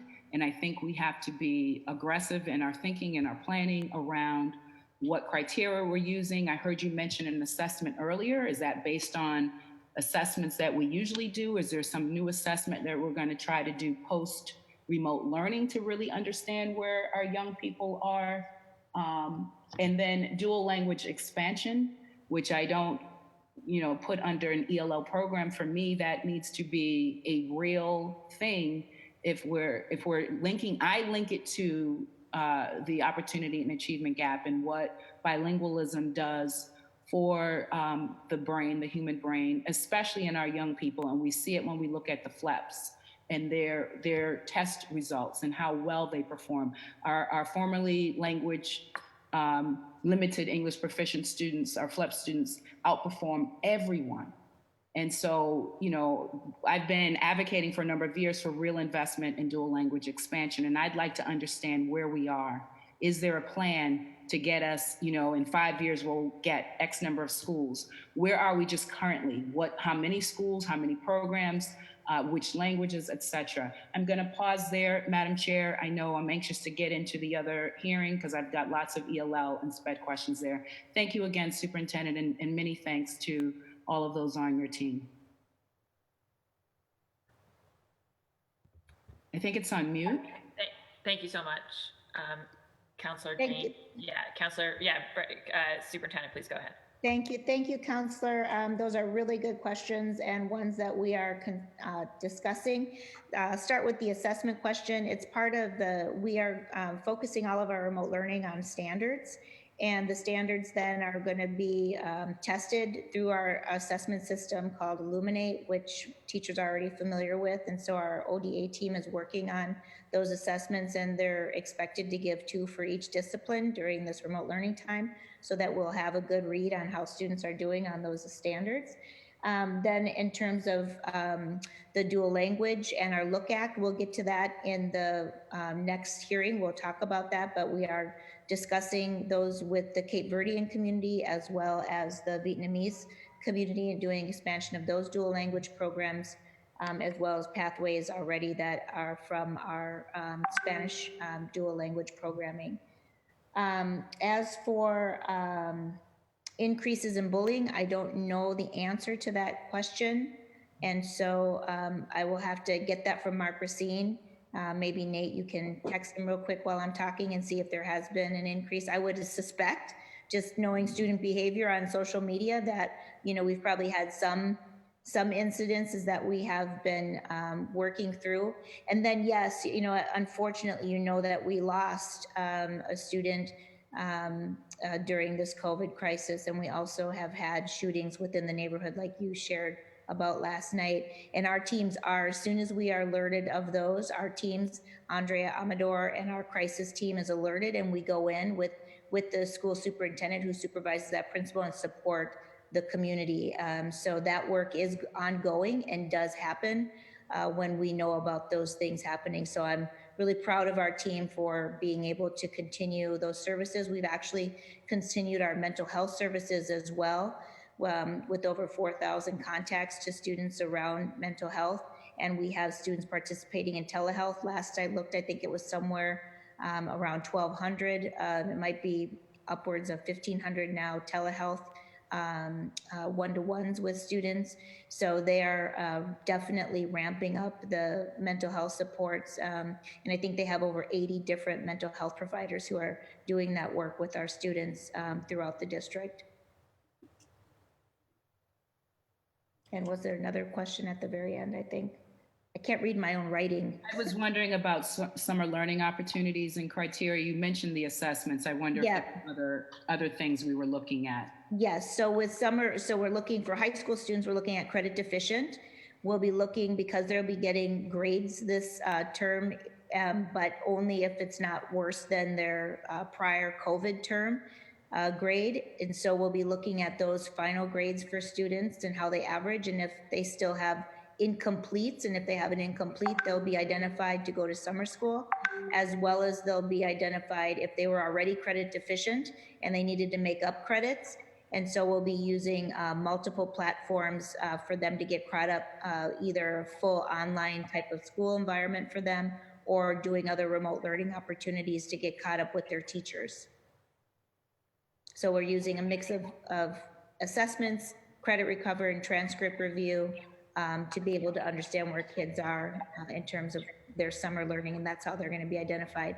Also, if they're, have not been attending and not been engaging with us, we are also identifying those students, and they're getting support through the student support team process that I talked about earlier. Thank you. Thank you, Madam Superintendent, and thank you, Madam President. I just want to note for folks again that we have another hearing happening at 1 to focus on ELL and inclusion and special ed, and I want to make sure that hearing has its attention. And as you all know, there is also a City Council hearing on a different subject at 5 p.m. this evening. So just really stressing the need for people to keep their second round things brief. Councillor Edwards, you have the floor. I'm all set. Great. Thank you, Councillor Edwards. All right, Councillor Flaherty, do you have any follow-up questions? Seeing none. Councillor Breeden? Councillor Breeden, do you have any follow-ups? All right, we're gonna jump. Councillor Sabi George. I do have questions. Let me just see if I can get to this. Hi, everybody. Sorry about that with the quick jumps. So one of the things that's come up a number of times, and it's been sort of magnified through this particular crisis right now, is the need for us to really support our kids in time of crisis. And we know that our frontline teachers are one of the best advocates to recognize a child that's in need. Are we able to sort of are we going to put in some efforts in place to make sure the teachers have resources that they can share with their kids, with their students, to better help them? Should there be school in September? Should we continue with online learning? And really now, because we know as DV rates are up, abuse is up, child abuse is up, what services are in place, and how is that being shared with teachers in our school system? Yeah, thank you, Counselor, for that question. I know our team has been working on it, and it's been working with our academic team. They are, as you know from the MOU, we have 5 hours of professional development for our teachers, and part of that is how to navigate a remote learning environment.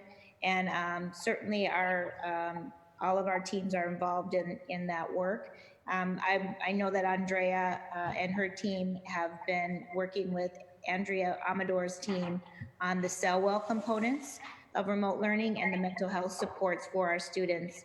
I need to check in with her, but I'll check back with you about the particular professional. We talked about it. I just don't know if it's actually been implemented yet on the training for teachers around identifying students who are struggling and how we're getting that information out to all 4,500 teachers.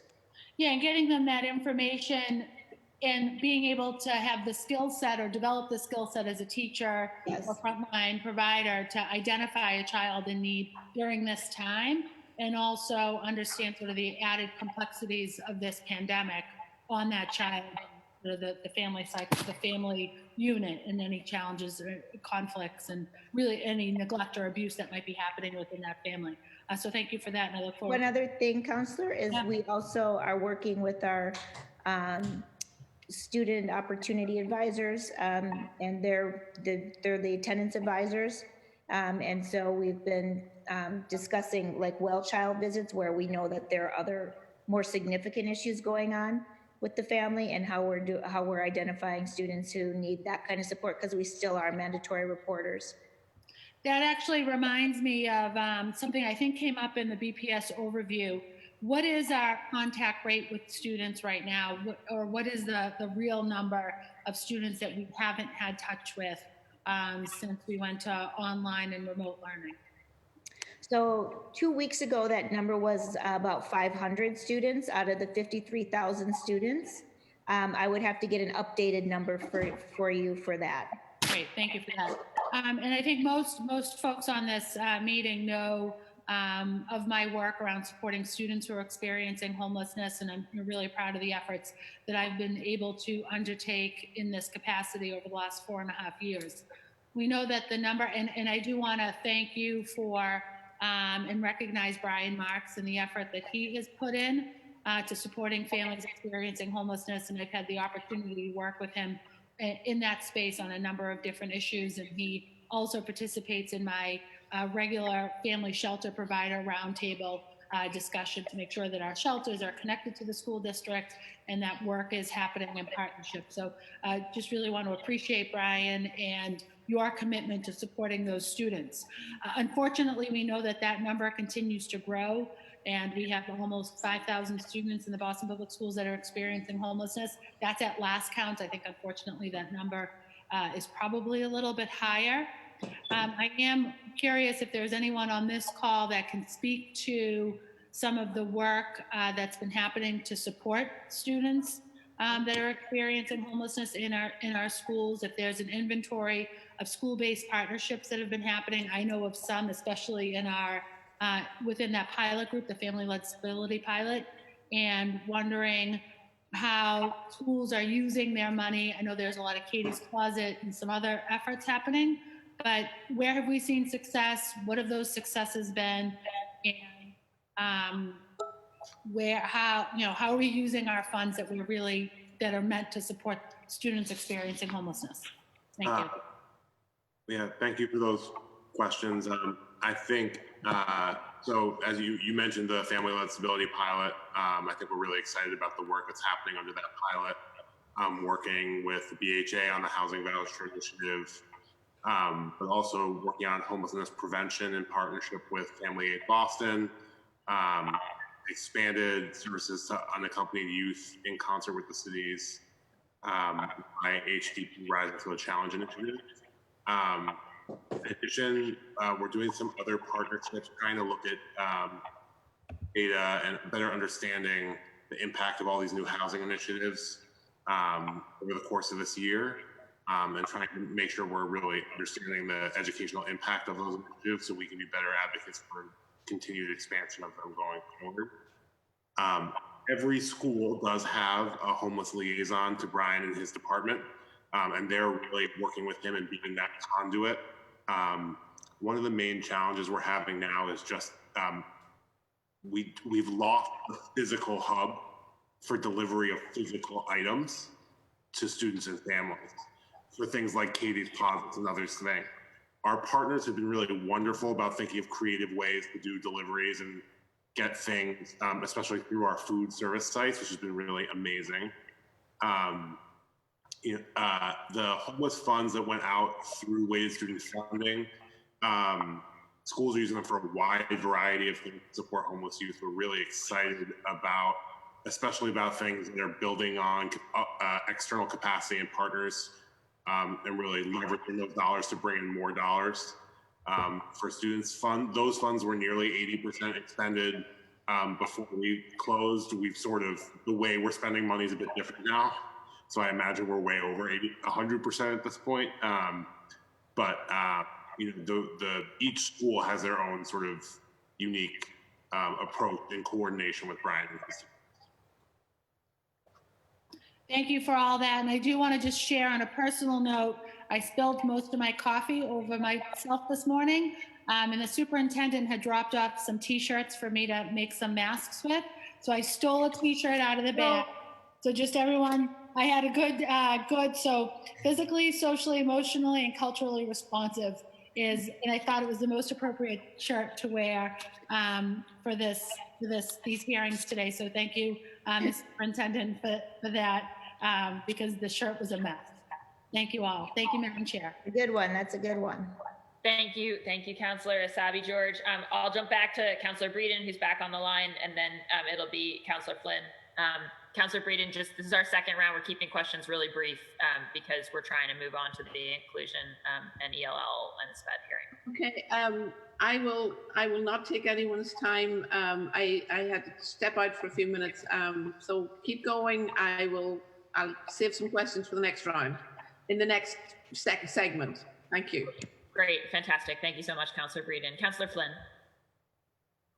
Thank you, Councilor Block. Again, thank you, the superintendent. Councilor Braden mentioned earlier the success of the cadet program, superintendent. At the next session, or if there's any information you could provide to me, if you could send me a link on a description of that program, I'd love to learn more about it. And then, as I mentioned, dyslexia earlier today, I got several emails from constituents, especially in the Asian community and Spanish-speaking parents, that asked me about more information about when BPS offers that testing or assistance to determine if someone has any disability challenges. Can we get anything, do you have anything in writing where I could forward to some of these parents that want to know more about how their child can be tested for a learning disability, especially parents that don't speak English? They can have trouble navigating the system, obviously language access issues. So I want to get some information for them. I don't need it today, but maybe by the end of the week, could your office help me with some of that information, Superintendent? Yes, definitely. Thank you. Thank you. And Councilor Block, that's all I have. I'm trying to be within a couple of minutes, deadline there. Hugely appreciate that. Councilor Bach, if you'd let me, we just want to correct the record. We have 4,838 mental health contacts so far, and we have about 1,410 kids getting mental health counseling regularly.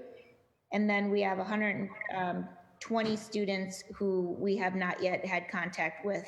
So the 500 number has really gone down. That was Councilor Sabi Jor's question. Great. Thank you. We still want to find those 120. Don't get me wrong, but it's, that's a very small percentage of 53,000 students. Mm-hmm. Great. Thank you, Councilor Flynn and Superintendent. Next up is Councilor Mejia, and then it'll be Councilor Arroyo. Councilor Mejia. Yes. I have 30 minutes, right, Kenzie? 20 minutes. You have 20 minutes. Okay, I'm going to use Michelle Weir's time that she didn't use, the rest of your time, Flynn, and just keep it going. Just go. I'm teasing you. I only have one quick question. I really do appreciate all of the hard work. I just have one quick question. And it's in regards to the budget website. I noticed that it was not translated in multiple languages. Just wanted to follow up on that and how important it is. If we want to engage community, we need to be able to ensure that we're able to understand the process. So I would just really encourage you all to look at the budget and figure out how we can fix that issue. And then the other question, just a recommendation, it would be great to be able to have a dashboard of sorts where we can see some of your recruitment and retention goals on a quarterly basis, like how are you all doing, just so that we can, I think that would help to address the point that Councilor Campbell raised in terms of just feeling a little bit out of the loop and not really knowing what's going on. So maybe even if it's on a quarterly basis, we can get some updates. That would be great. And I'm just curious, I know we have this opportunity gap, but wondering if there would be an interest in exploring having a COVID-19 gap where it looks at specifically the supports that we need to offer young people who have lost learning as a result of COVID-19, long distance learning. And then cultural competency in terms of the curriculum, the biases that often surface up I'm not sure if this is the place for it, but I get a lot of questions from parents in regards to how culturally responsive is our curriculum, and is there any money set aside to do a deeper dive to revisiting that curriculum? I know that there's some things that are aligned with the state, but I do know that there's probably an opportunity to include family engagement, and if there was to ever be a redesign around culturally responsive curriculum development, I think that is something that is worth looking into. And that's all from me. Thank you. Thank you. Did you have a specific question in there? Well, yeah, I know. I was just babbling just to get Kenzie all worked up here. No, I just wanted to make sure I didn't miss something. No, I guess my question is in regards to the opportunity gap, and whether or not there's an opportunity to do something around like a COVID-19 gap, where we're looking at instead of schools, that we're looking at different segments of the population that are going to need more targeted supports, and throw that underneath that umbrella. And then the other question is that the budget is not translated in multiple languages on the website, and what opportunities exist to be able to ensure that parents are engaged in the process. One of it might be by removing the barriers. And then the last question, and it's, I don't know if it's a question or not, it's just more of a recommendation, is that we look at the curriculum and making sure that it's more culturally reflected of the truth and what young people need to learn about themselves and real history. Yeah, so Counselor, this is a really good question. We took it to heart last time. I talked to my team right away about your questions around translating the budget. And so I challenged Mr. Cooter and Mr. Bloom to look at ways that we could get documents out, translated, easy to read, parent-friendly, so that they could understand our documents. So we are working on that actively to make sure that that's done.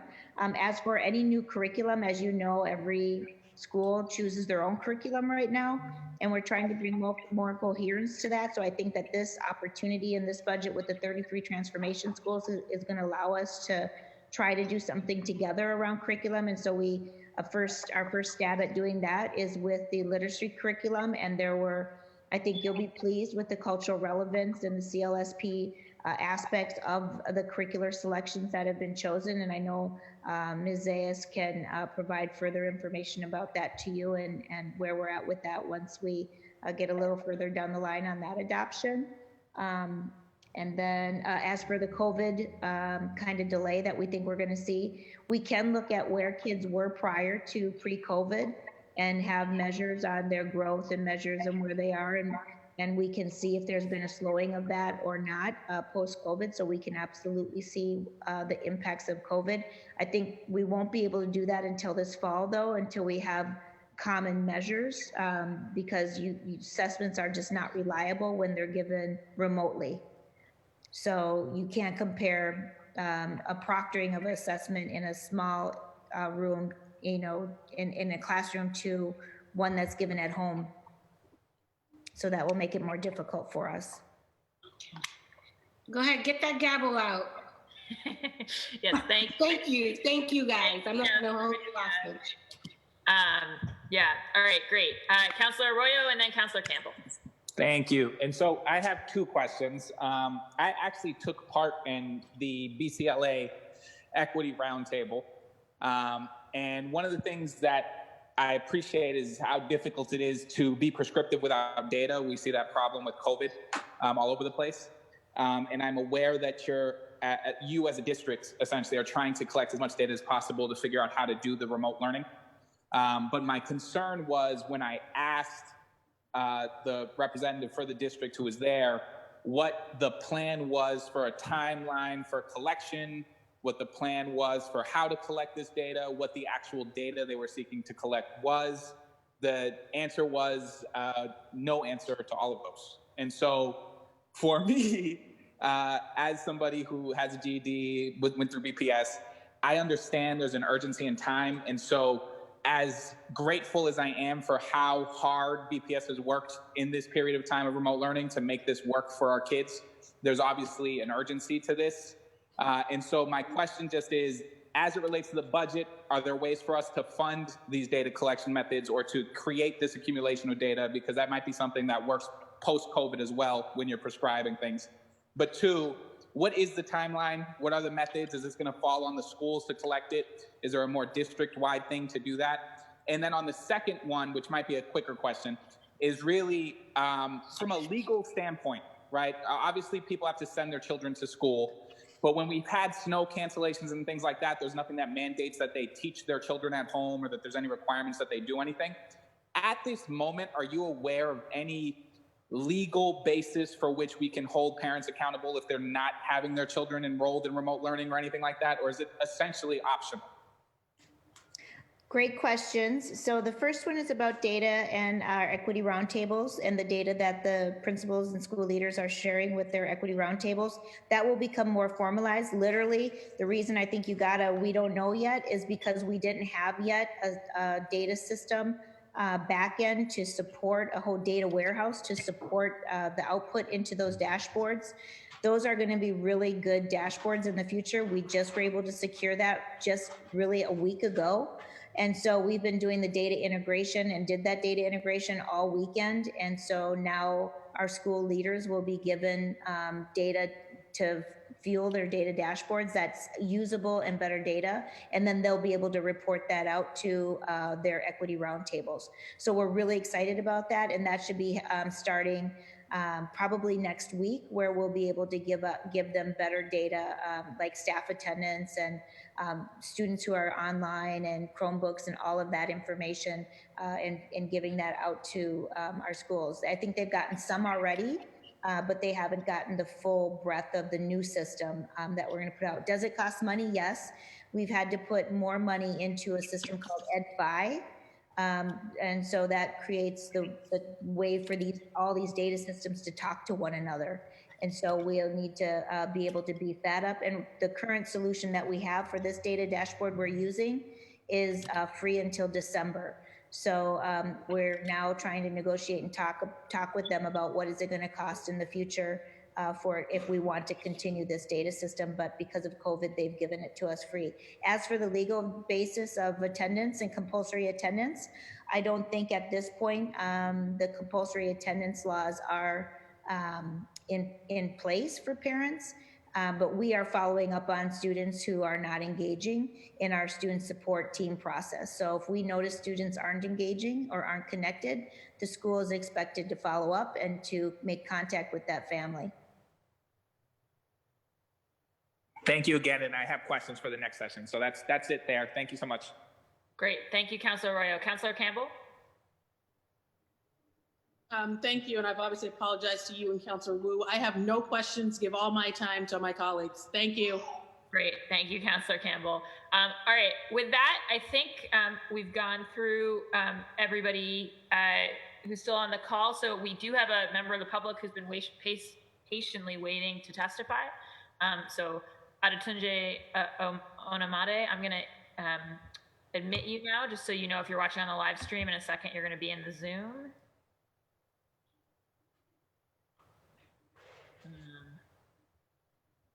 And while her account is setting up, I just want to note for everybody watching at home that we take public testimony at the end of these hearings. We ask people to state their name and affiliation and keep it to 2 to 3 minutes.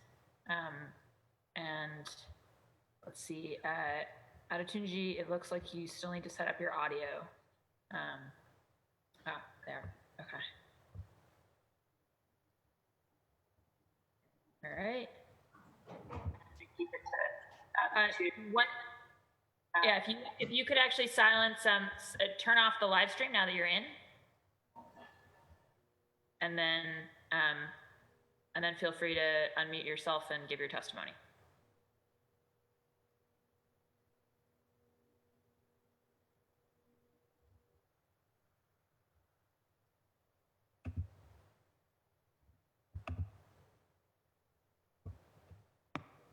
Second.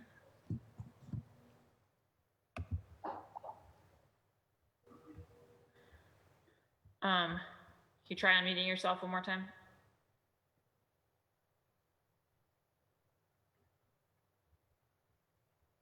Carrie, can you make sure that Adetunji's mic is unmuted? I'm sorry. I didn't know that that was referring to me. Oh, sorry. Can you turn off the live stream that's playing in the background so that you don't hear the echo? Okay. Carrie, can you make sure that Adetunji's mic is unmuted? Okay. Is that off now? It is off. Fantastic. Adetunji, I want to thank you on behalf of myself and the whole council and also the school department for waiting so patiently through this long hearing. And happy to be recognizing you for public testimony. So if you can just, we ask everybody at the start to just state their name and, you know, your affiliation or residency, whatever basis. Or you. Thank you. I'm not here to make a testimony or to ask questions. I was just observing as a BPS financial analyst. Okay. All right. Some of my department has been discussed today. That was the reason I'm here. Got it. Okay. Well, thank you for paying attention to the hearing then. And all right, in that case, I know we've got a number of members of the public looking forward to testifying at the inclusion hearing. So we'll wrap this one up now. That hearing was meant to be starting at 1 o'clock. We'll start it now. I guess a quick question to the BPS team. Are you all okay starting it at 1:30? Do you want to wait till 1:40? Yeah, can we have a little time to just eat and stretch and take a bio break? Yep. So what feels reasonable? 1:45? Do we need to wait till 2? I think 1:45 would be reasonable. Okay, great. All right. So for all the counselors on the line. Counselors saying 2.